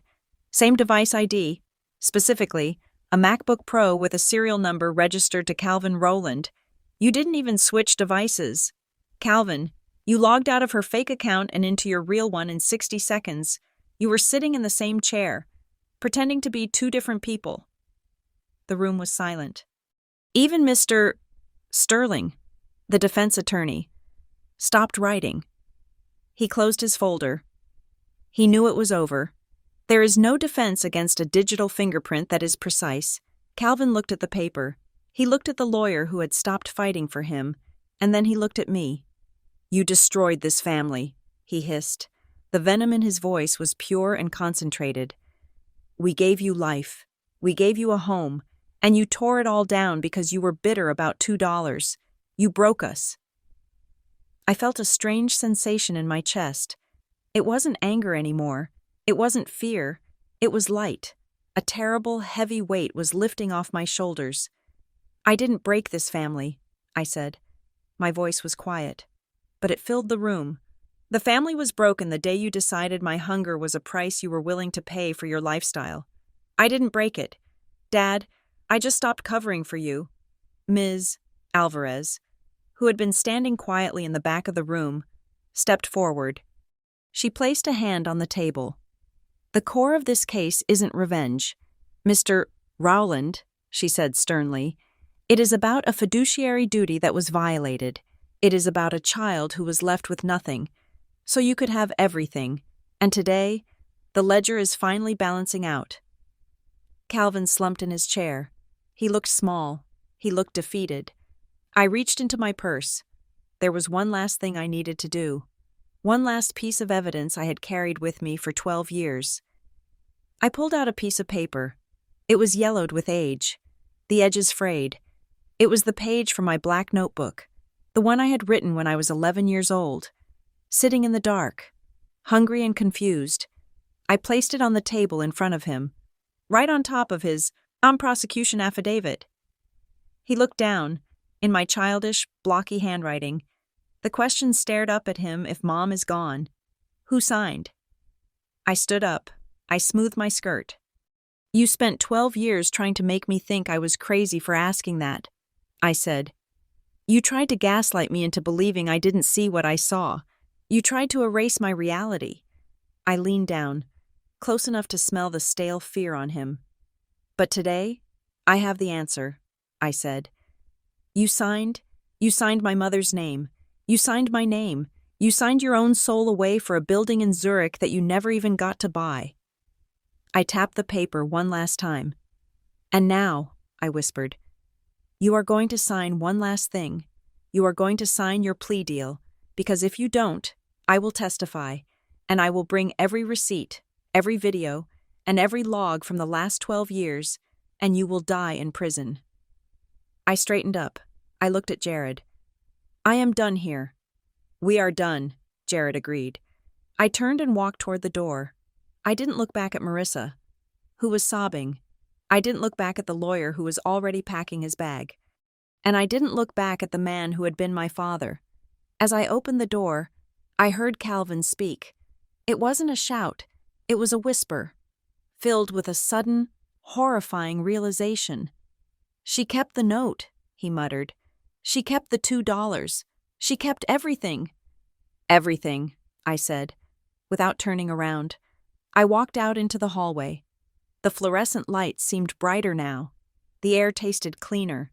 I walked out of the building and onto the busy city street. The sun was shining. People were rushing to lunch, worrying about emails and meetings. They didn't know that inside that gray building, a 12-year-old ghost had just been laid to rest. I reached into my pocket. My fingers brushed against 2 crisp $1 bills I always carried with me as a reminder. I stopped by a street musician playing a violin on the corner. He was playing something sad and beautiful. I took the $2 out of my pocket. I dropped them into his case. "Thank you," the musician said, nodding at me. "No," I said, smiling for the first time in a long time. "Thank you." My dad had left me with $2 to see if I could survive. I had done more than survive. I had learned the value of everything. And as I walked away, merging into the crowd of the living, I knew one thing for sure. Everything had changed, and I was finally, truly free. Thank you so much for listening to this story. If you enjoyed seeing Anastasia take back her power, please let me know in the comments.